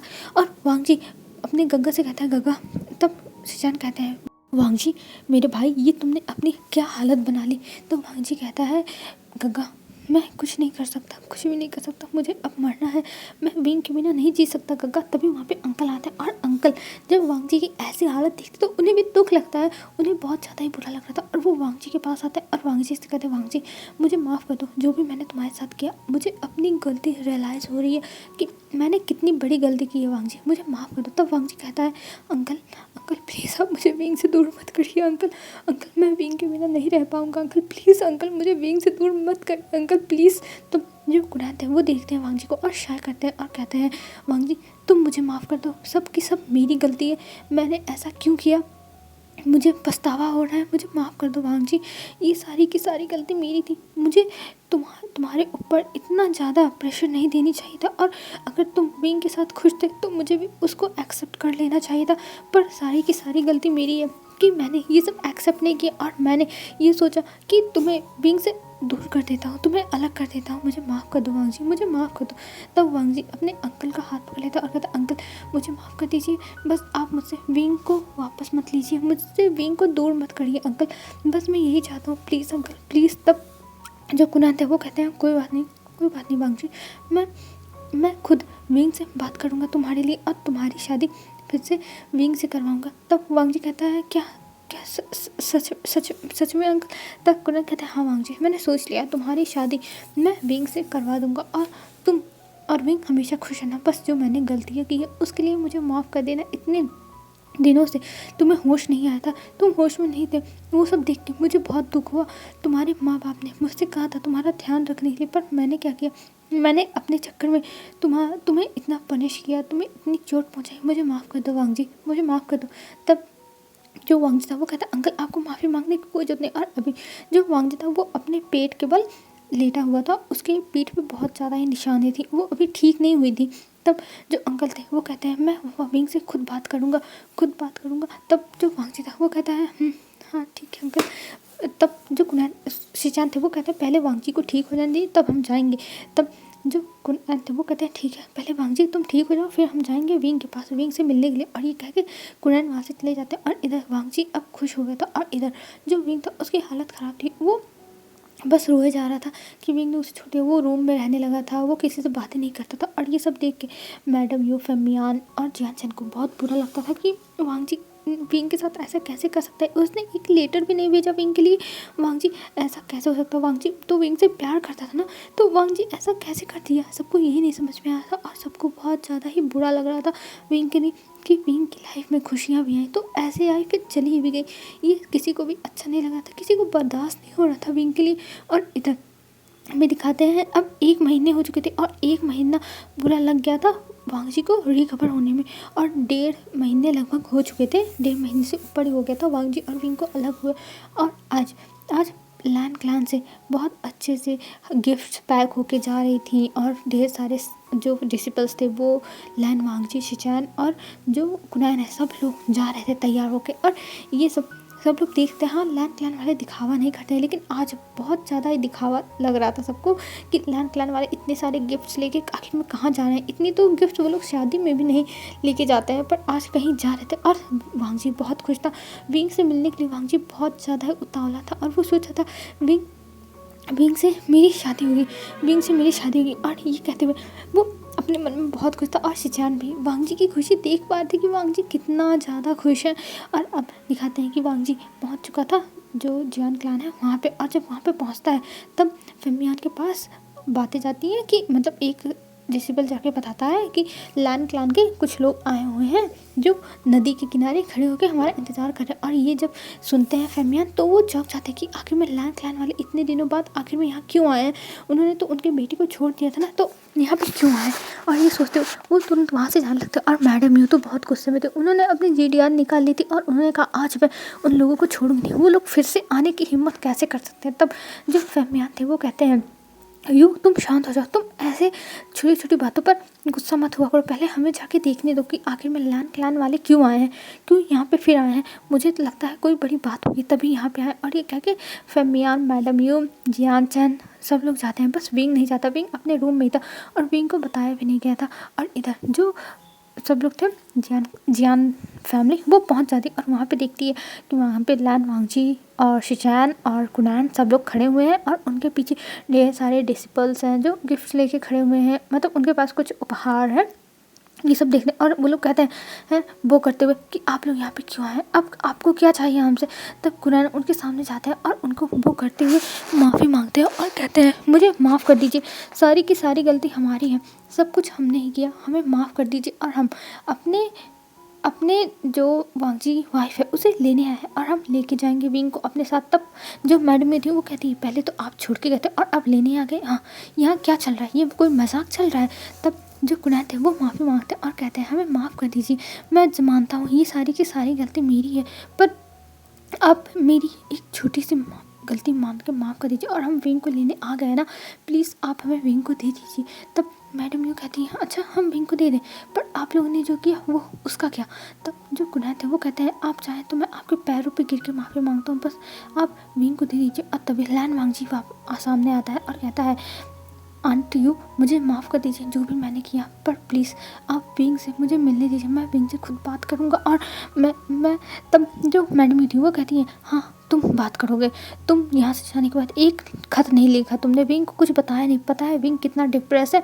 तब जो शिचैन थे वो सामने आते और कहते हैं लगता है आपको पता नहीं है अंकल ने वांग जी को कैद कर लिया था और वांग जी को बहुत ज़्यादा ही पनिशमेंट दी गई थी, उसे मारा गया था जिसकी वजह से वांग जी उठ नहीं सकता था। और वांग जी अब इतने टाइम तक अपने बेड पे ही था।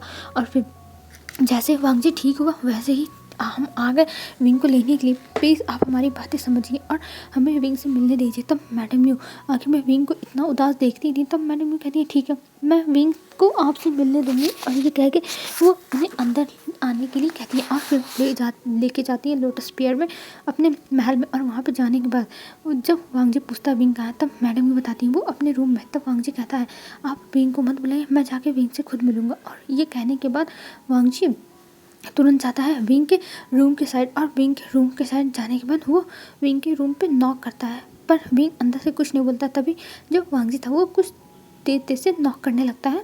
तब जो विंग था वो कहता है मुझे अभी किसी से कोई बात नहीं करनी, जो भी हो यहाँ से चले जाओ, मुझे कुछ खाना भी नहीं है, मैं ठीक हूँ, तो आप लोग क्यों नहीं समझते हो। तभी जो वांगजी था वो धीरे से बोलता है विंग। तब विंग ये आवाज़ सुनता है और विंग जब ये आवाज़ सुनता है तो उससे रोका नहीं जाता है, वो बाहर आ जाता है और बाहर आने के बाद वो वांगजी को देख के एकदम एकदम टाइट से गले लगा लेता है और कहता है वांगजी वांगजी तुम कहाँ थे, वांगजी मैंने तुम्हारा कितना वेट किया वांगजी। तब वांगजी उसको अपने से दूर करता और उसके फेस को सहलाता है। तभी विंग को याद आता और विंग वांगजी को धक्का देता और कहता तुम यहाँ क्या कर रहे हो, तुम मुझे छोड़ के चले गए, तुमने एक लेटर भी नहीं लिखा, मुझसे बातें भी नहीं की, तुम मेरे साथ ऐसा कैसे कर सकते हो वांगजी, कैसे कर सकते हो। तब वांगजी कहता विंग जो भी हुआ मुझे माफ़ कर दो, मैं मानता हूँ कि सारी की सारी गलती मेरी है, विंग मुझे माफ़ कर दो प्लीज़ विंग। तब विंग कहता है तुम मेरे साथ ऐसा कैसे कर सकते हो वांगजी, ऐसा कैसे कर सकते हो। तब वांगजी कहता है विंग मुझे माफ़ कर दो, मैं तुम्हारे सामने घुटनों पर बैठ के तुमसे माफ़ी मांगता हूँ। और वांगजी तुरंत घुटनों पर बैठ के अपना सर नीचे बो करके माफ़ी मांगने लगता है। तब जो विंग था उससे देखा नहीं जाता और वो खड़ा करता और कहता वांगजी वांगजी तुमने ऐसा क्यों किया। तो वांगजी कहता है विंग मुझे माफ़ कर दो, मैं मानता हूँ ये सारी की सारी गलती मेरी है, सब मेरी गलती है, मुझे तुम्हें बता देना चाहिए था अंकल मुझसे क्या करवाना चाहते, पर मेरी हिम्मत नहीं हुई कि मैं तुम्हें बता पाऊँ विंग। तो विंग कहता है कोई बात नहीं वांगजी।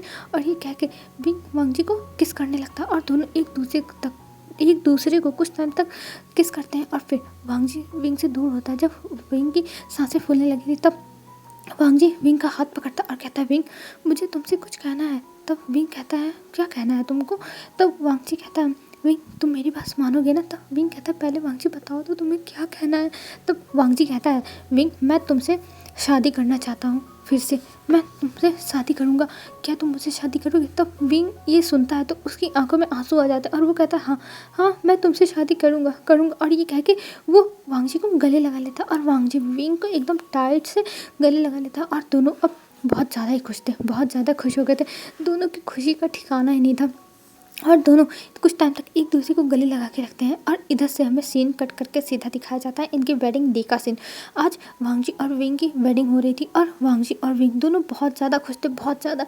आज विंग बहुत खुश है, उसकी आंखों में खुशी है। हाँ पहली बार जब उसकी शादी हुई थी वांगजी के साथ एक तलवार के साथ तब उसकी खुशी नहीं थी, वो दुखी था। पर आज वो अपना एक एक टाइम इंजॉय कर रहा है, सब कुछ इंजॉय करेगा। और ऐसे ही अब उसे स्टेज पे बुलाया जाता है। तब मैडम यू फिर से विंग को स्टेज पे लेके जाती है और आज एक तलवार की जगह वांगजी खुद खड़ा था, जो देख के विंग के फेस पे स्माइल आ गई थी। और फिर दोनों अपनी मैरिज को कंप्लीट करते हैं और मैरिज को कंप्लीट करने के बाद अब उनकी वेडिंग नाइट का सीन था। जब वो लोग जाते हैं वेडिंग नाइट में अपने चैम्बर में, तब वहाँ पर जो वांगजी था वो विंग को देखता है और विंग अभी बैठा हुआ था। विंग बहुत ज़्यादा ही नर्वस था। हाँ पहली वेडिंग डे को मतलब जो नाइट थी उसकी उसने अकेले बिताई थी, लेकिन आज उसका वांगजी उसके साथ है और दोनों आज एक दूसरे को मिल जाएंगे, एक दूसरे के साथ हो जाएंगे। और वांगजी जब अंदर आता है तब विंग अपनी उंगलियों के साथ खेल रहा था, क्योंकि विंग को बहुत ज़्यादा नर्वस लग रहा है। विंग बहुत ज़्यादा नर्वस है, उसके साथ क्या होने वाला है उसे पता नहीं है। और अब वांगजी जो था वो विंग का वेल हटाता है और विंग स्माइल करता है और विंग की स्माइल देख के वांगजी भी एक स्माइल देता है। और ये FF हमारी यहाँ पे ख़त्म होती है। हेलो फ्रेंड्स, तो आप लोग बताना आप लोग को ये FF कैसी लगी, ठीक है, जैसा भी हो बता देना। और जिन लोगों ने अपने आइडियाज़ शेयर किए हैं कि उन्हें कैसे स्टोरी सुननी है, तो मैं उन सब आइडियाज़ पर काम करने की धीरे धीरे कोशिश कर रही हूँ। मतलब कोशिश क्या, मैं करूँगी डेफिनेटली। और मैंने इससे पहले जो FF शेयर किया था तो आपको उसकी एंडिंग नहीं पसंद आई थी, उन सबको चाहिए था कि वांगजी को पनिशमेंट मिलती। लेकिन देखिए ये रियल लाइफ में ऐसा ही होता है, जब हस्बैंड कोई गलती करता है तो वाइफ बहुत आसानी से माफ़ कर देती है।